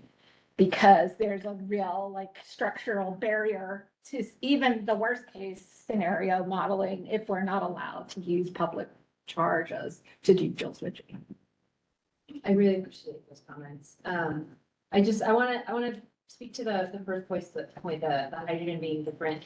The answer that I would give is that we built a lot of ambition into the reference, but I don't think we're confident enough about hydrogen to build in that positive hydrogen scenario into the reference, because then it would apply across the board, and it's a pretty strong reach that hydrogen will be available to that extent. So rather than baking it into the reference like we did with efficiency and with demand response, which are more, which studies kind of across the board say are fundamental to cost effectively decarbonizing economy-wide, hydrogen is less certain. And so we chose to keep it outside and test it, rather than testing a negative against the reference, we tested a positive against the reference. I don't know, Michael, if you want to add to that, but I think that's the main reason that it looks so different, because for all the others, for transmission, for example, if we build in 20-year transmission to the reference, we'd like to be more optimistic and say it'll take 10 years and have that be our reference. And looking at all the initiatives that are out there on cost allocation for transmission and regional transmission planning and markets, we're kind of banking on that working to some extent and reducing those timelines in the reference. So that's kind of how we've set it up. Hydrogen, I mean, the reason that we're testing it is that there are a lot of questions of where that hydrogen will go and how much will be available. And so it just turns up the dial to say, all right, if a bit more is available, where does it go? And how do we end up using it? What's the role of that resource? So it's essentially testing an emerging technology, compared to all the others, which are existing technologies. So that's, I hope one's that's emerging, once you've got more data. And I just want to recognize that I hear you on, very much on co-benefits really being benefits.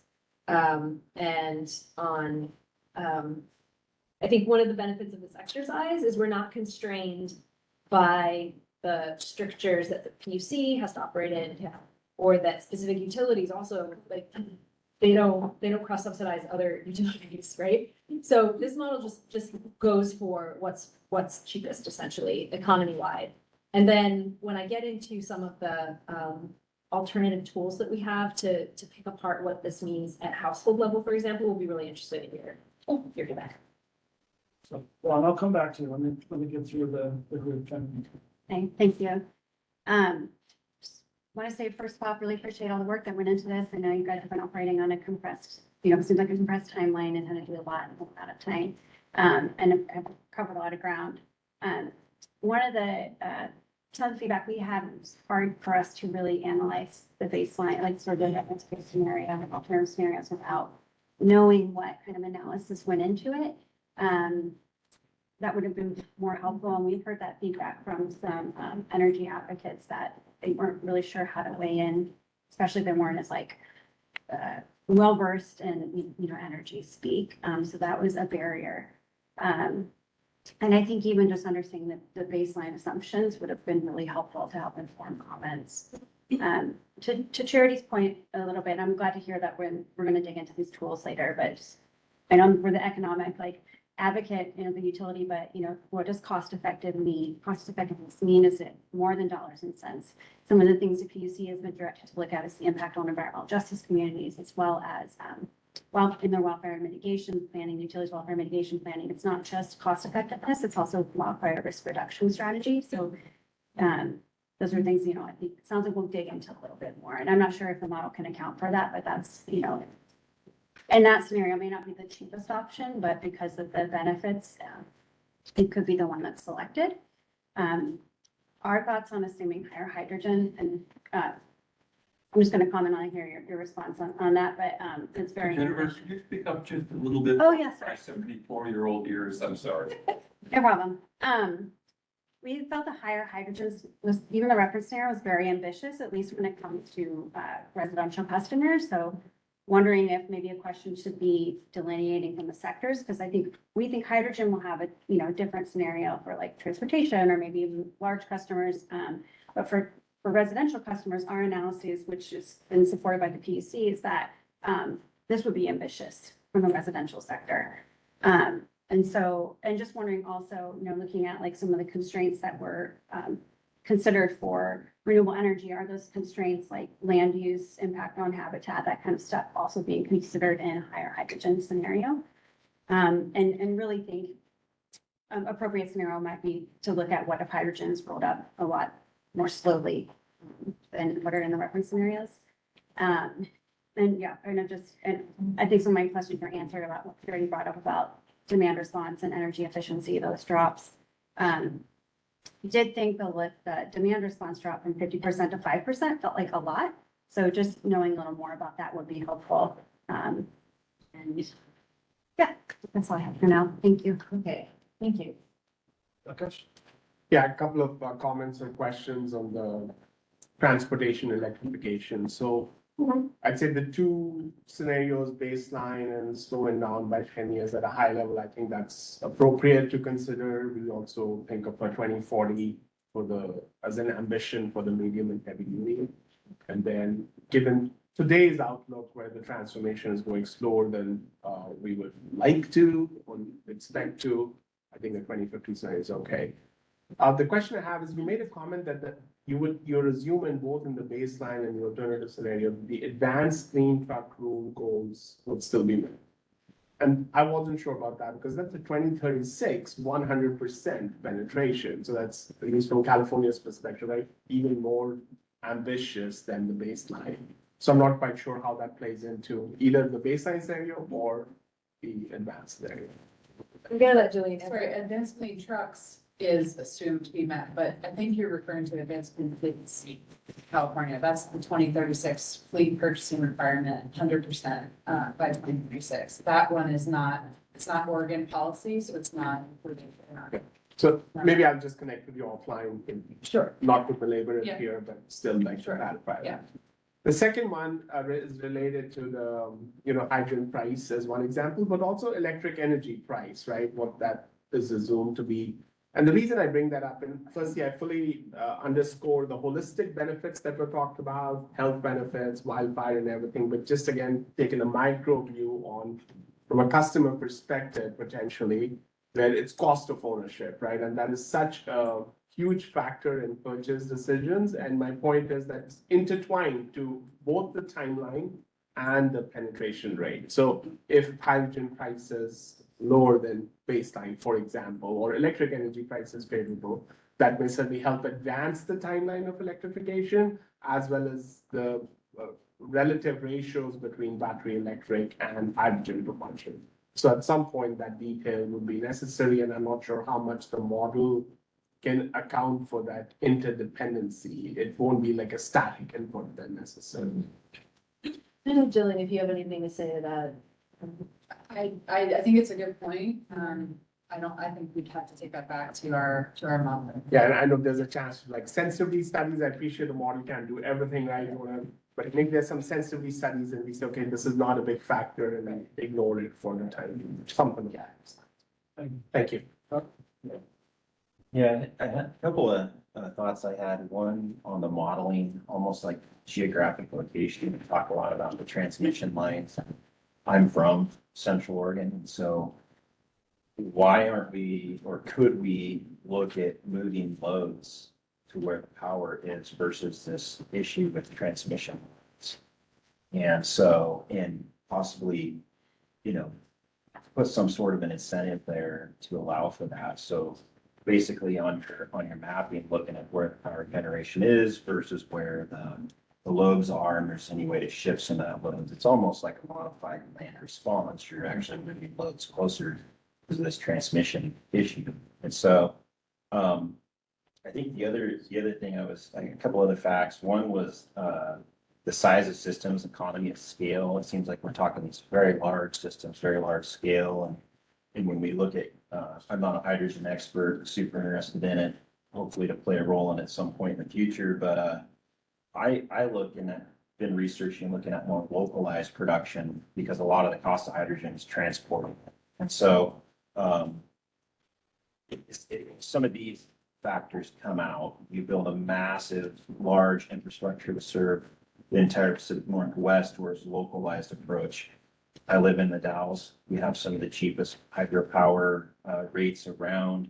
I'm always thinking about how we may be able to leverage that and fuel vehicles or what have you, less expensive than maybe some other areas and leverage those advantages. One of the things, kind of on the infrastructure piece, it also is, that their last mile structure. We work with a lot of irrigators across the state. They're running diesel pumps because it's super expensive to bring in the infrastructure for that last few miles to the field. They want to run electric pumps. We've got federal incentive, state incentive to upgrade those irrigation systems, these loads out there, but it just, there's very little help on that infrastructure to get from the utilities, pole, the nearest one out to where they need to run these couple hundred horsepower pumps. Same is true as we look, in my mind, as we look at EV charging. We've done some studies in some of the rural counties for EV charging. We may not even have the infrastructure to install the charging that folks want to have out there. And it's so cost prohibitive for the number of units that we have. And so I guess I'm just kind of geographic location on energy source, but also energy use and the scale of these things. Resiliency, a lot of concerns I think a lot of rural folks have too, is if we switch over to all electric, if they don't have their backup propane furnace or heat or diesel or what have you. And we still have a lot of folks who are using those fuels. We switched our school over from diesel boilers to heat pumps. And there's a lot of advantages to that. Luckily, we have a utility that has a lot of uptime. But if we don't have power, then we have no heat, we have no water, those types of things. Fire is a big thing for us. Kind of the next two notes is resiliency, the resiliency piece of the electric. But I'm not hearing much conversation talking about forest restoration, biofuels, those types of things. And I don't know what the number from the state of Oregon came up in acres burned this year, but I think it was upwards or over 2 million acres. And I think the average is 600,000. So when I think of air quality that impacts me, it's smoke. We, in the Eastern Columbia Gorge, Central Oregon, we get hit with smoke so bad anymore. And I know other areas of the state do also. And so when I think air quality, it's not the diesel truck, it's the fire smoke. And so I'm just, is there any of that that's included in some of this modeling? We're looking at overall state air quality, not just emissions. So those are the notes. Well, I appreciate the having you guys stuff everything in the whole luggage this year and then go for the value efforts I'm trying to include the whole universe of things.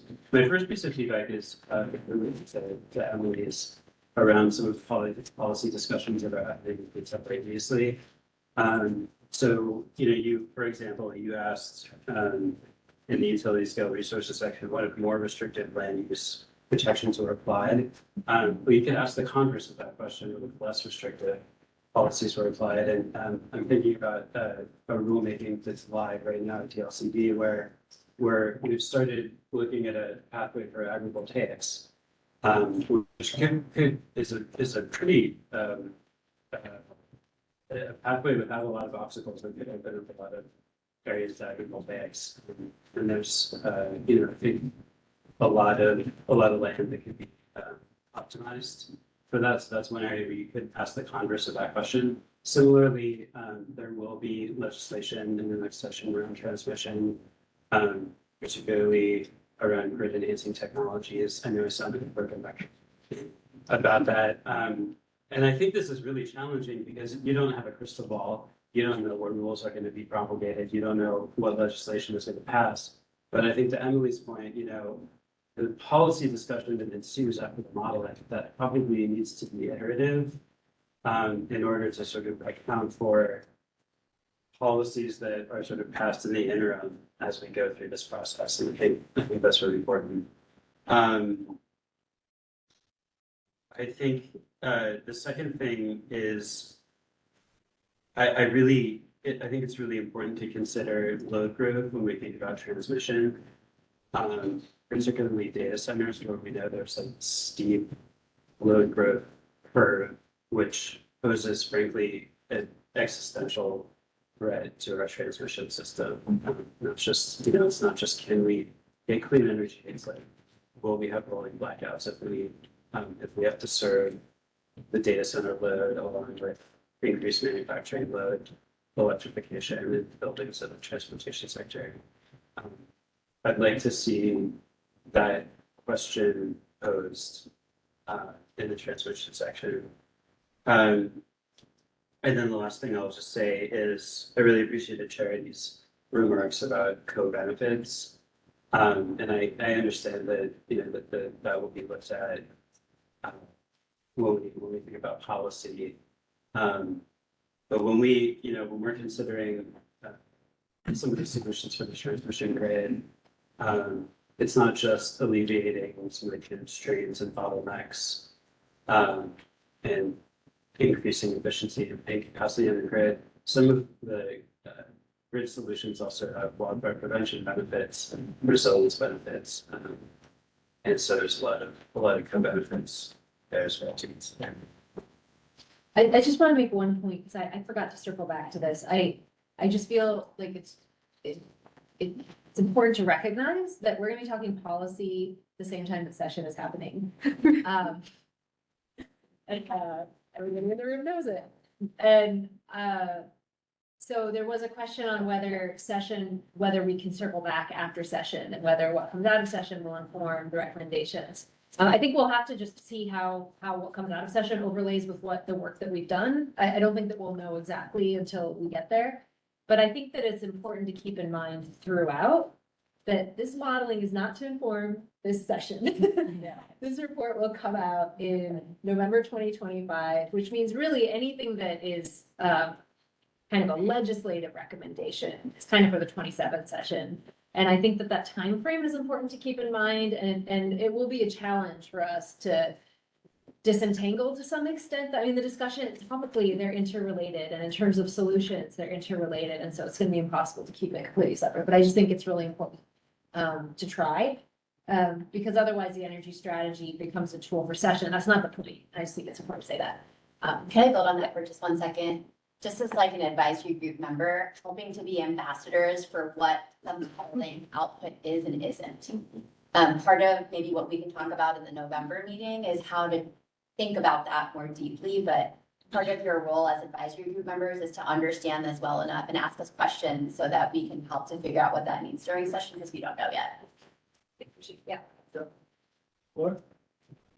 Well, thanks for all the work that you put into this and for not making me go first. I have a few thoughts. So one is around the sort of constrained utility scale scenario and building on comments we put in writing.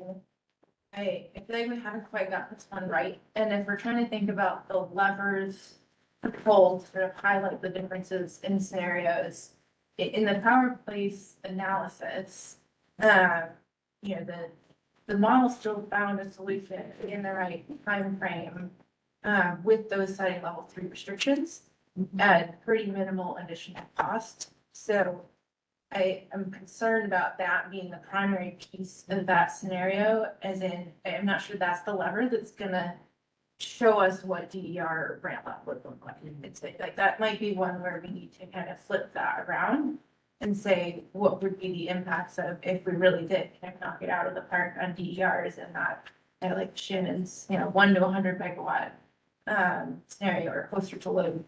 And the other piece of that is that we're stacking a couple of things in that scenario with transmission delays and restrictions.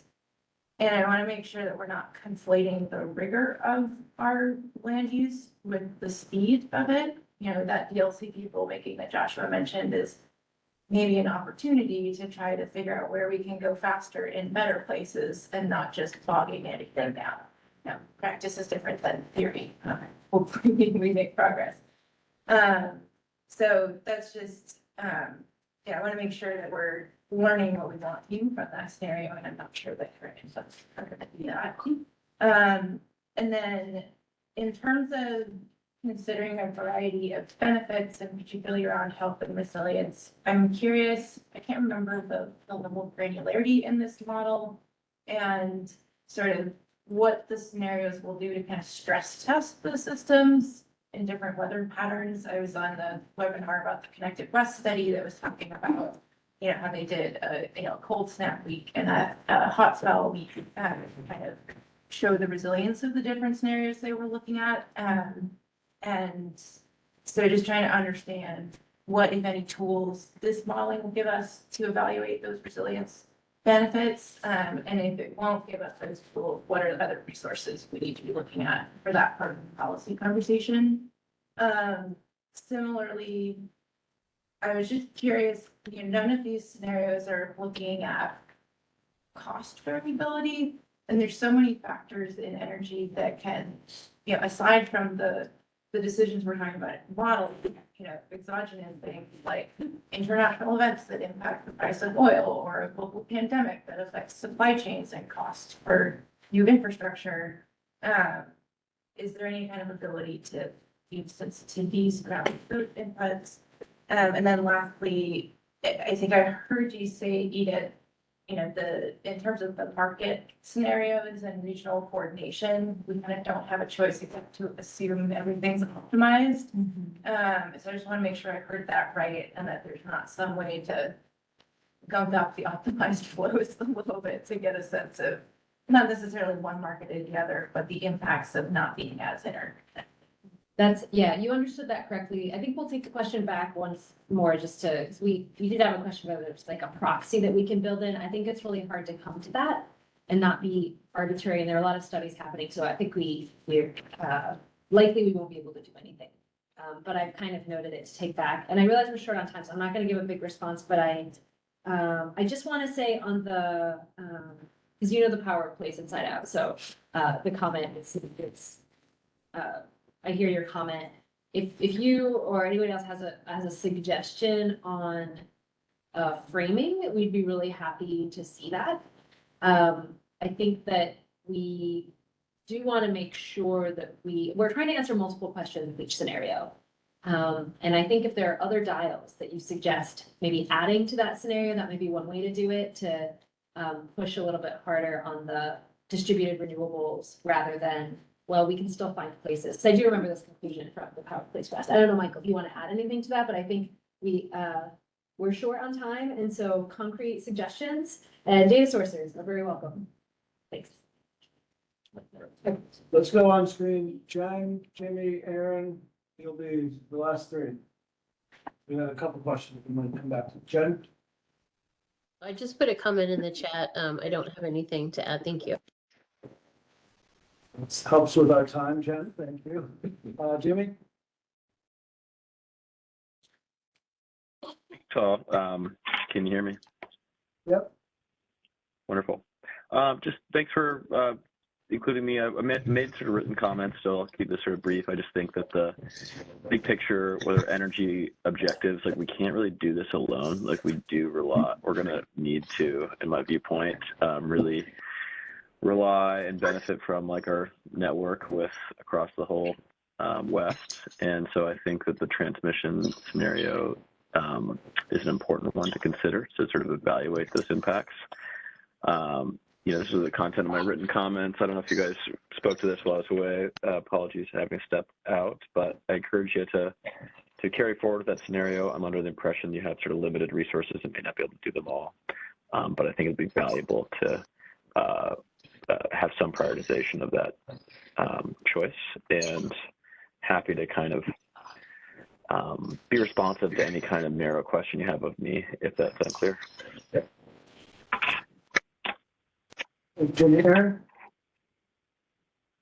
Thank you. Yeah, and Am I last? I think I'm last. Well, I just wanted to thank the Odo team. I really appreciate all the work that has gone into this modeling. And I think it's going to yield some really great insights, especially for the policymakers who are really going to be tasked with making the choices at the end of the day. And I trust that the Odo team and the consultants have really identified the questions and identified the scenarios that will allow the policymakers to really weigh those trade-offs. And so I'm just grateful, that team is the one who's closest to the policymakers, and they have a good understanding of what those potential trade-offs that they're going to be looking at are. And I think the results of the model will also help us calibrate costs. So, from the reference to the scenarios, whatever the difference is between those scenarios, if it's a 5% to a 50%, then we can make an educated guess about what might happen if we have a 35% reduction, for instance. So I'm not too concerned with the details there, because the reference and scenarios will allow us to have calibration on that front. And just two more things, one more broad and one specific. I'm looking forward to the next phase. I think there's a lot of folks in the room here who are really passionate about policy.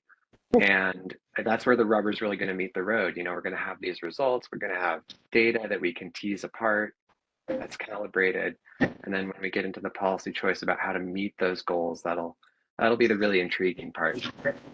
On the scenarios, I do have one specific question about the constrained utility scale renewables and the constrained transmission scenario.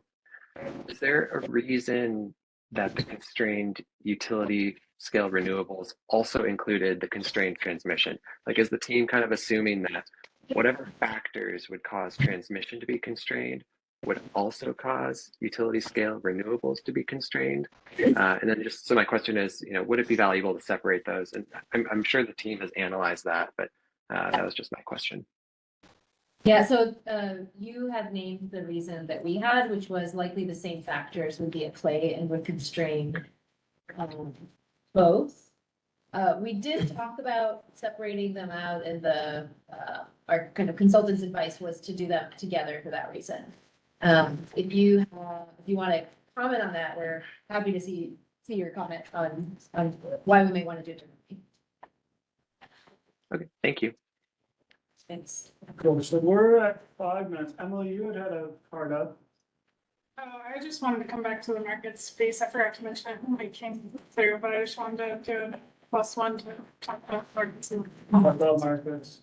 Dot, you had a card up. I just wanted to double down on what Robert said on some of the issues around the rural challenges we're facing on implementation, et cetera. I think there's two elements to the electric vehicle side.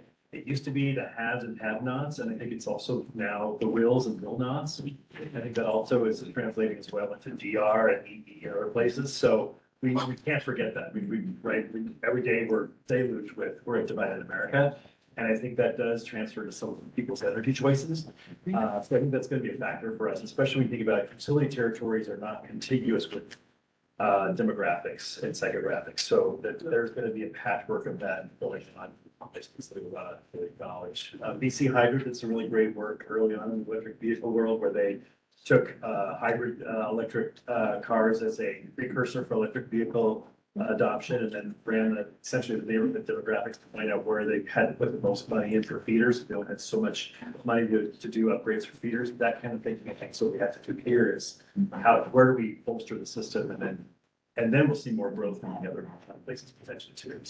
So very brief. Really quickly, and I'm very glad you brought up, the things that would constrain location of electricity transmission are not the same as the things that would, constrain location of solar, utility scale solar.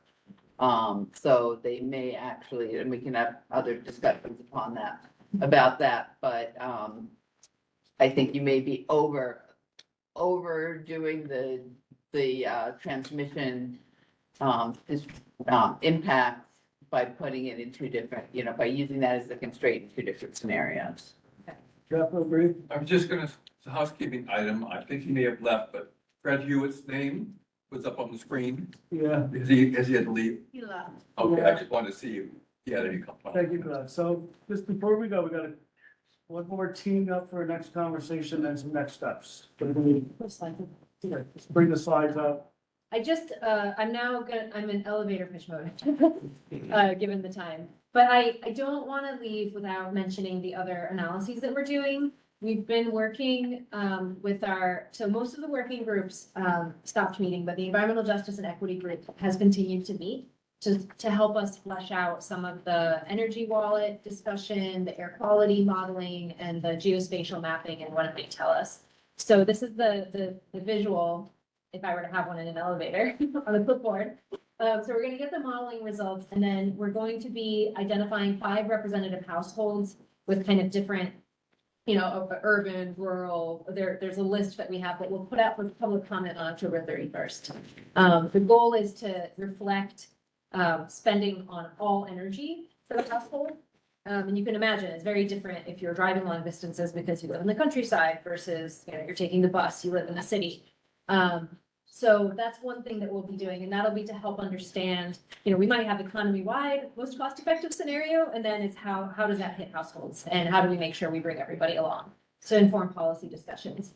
The air quality modeling will be applying EPA, U.S. Environmental Protection Agency's COBRA model to a couple of scenarios to see the impact of different scenarios on criteria air pollutants and the link to public health and things like reduced mortality, reduced hospitalizations, reduced missed days of work, things like that. We will be undertaking an analysis of employment effects and workforce impacts and needs. So stay tuned for that. We'll have more later. We haven't started that work yet, but that's something that we see really important. And then the geospatial method kind of underlies all of that. So we essentially looked at a bunch of databases that have census tract levels of data on all sorts of different vulnerabilities, maybe I'll say, everything from asthma rates to different types of homes, who's living in manufactured homes versus, standalone and single family homes. So we have a list of those as well. And like I said, we're going to put this out, so we don't want to surprise you all. We're going to put this out for public comment on October 31st with the deadline of November 22nd for feedback. And we know that a lot of folks in this room have really good data on things like energy burden, and we're really interested in your inputs and your feedback so that we can kind of so we can make sure that these tools that we're developing are really useful and really help tell us something and learn and inform the policy discussions. I didn't want to end without showing that. And if we go to the next slide, we have next, we're going to skip that. These discussion points that are in your slide deck, encourage you to look at those questions and answer them in writing for us. And on next steps, so the proposal for that, for those additional tools, which for now does not include the job impacts work, that's going to come a little bit later. October 31st, that'll open. November 22nd will be the deadline. In between our next meeting, we'll really focus on preparing for phase 2, which is going to be engaging on policy. And I think that's going to be a very fun, difficult, and engaged meeting. I wish we could do the next one in person too. It'll probably be virtual. But we really want to check in with you, let you know what we're thinking. We will be less compressed on our time this time. So we also have heard the stress that we put on folks to be engaged in this process. And so we want to check in with you both on the process and how we set ourselves up for productive policy conversations early next year. And otherwise, these are just kind of general notes. The modeling is taking place now and going to continue through the end of the year. So right now it's running the reference scenario and getting that right. Our modelers, I say we, I'm not doing any modeling. Our modelers will be doing running the alternative scenarios. We'll have the results of those early next year, and once we have those results, that will kind of launch us into the policy discussions. And so in early 2025, we'll be sharing out those results and kicking off those policy conversations. So really appreciate you all coming here.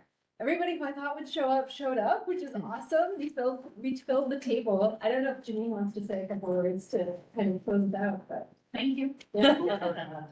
Go along with the last slide. Thank you. Thanks for the few extra minutes. Hopefully, folks that are going to lunch are hungry and ready to go, and we'll see you next time. Thanks, everybody. Yeah. Thank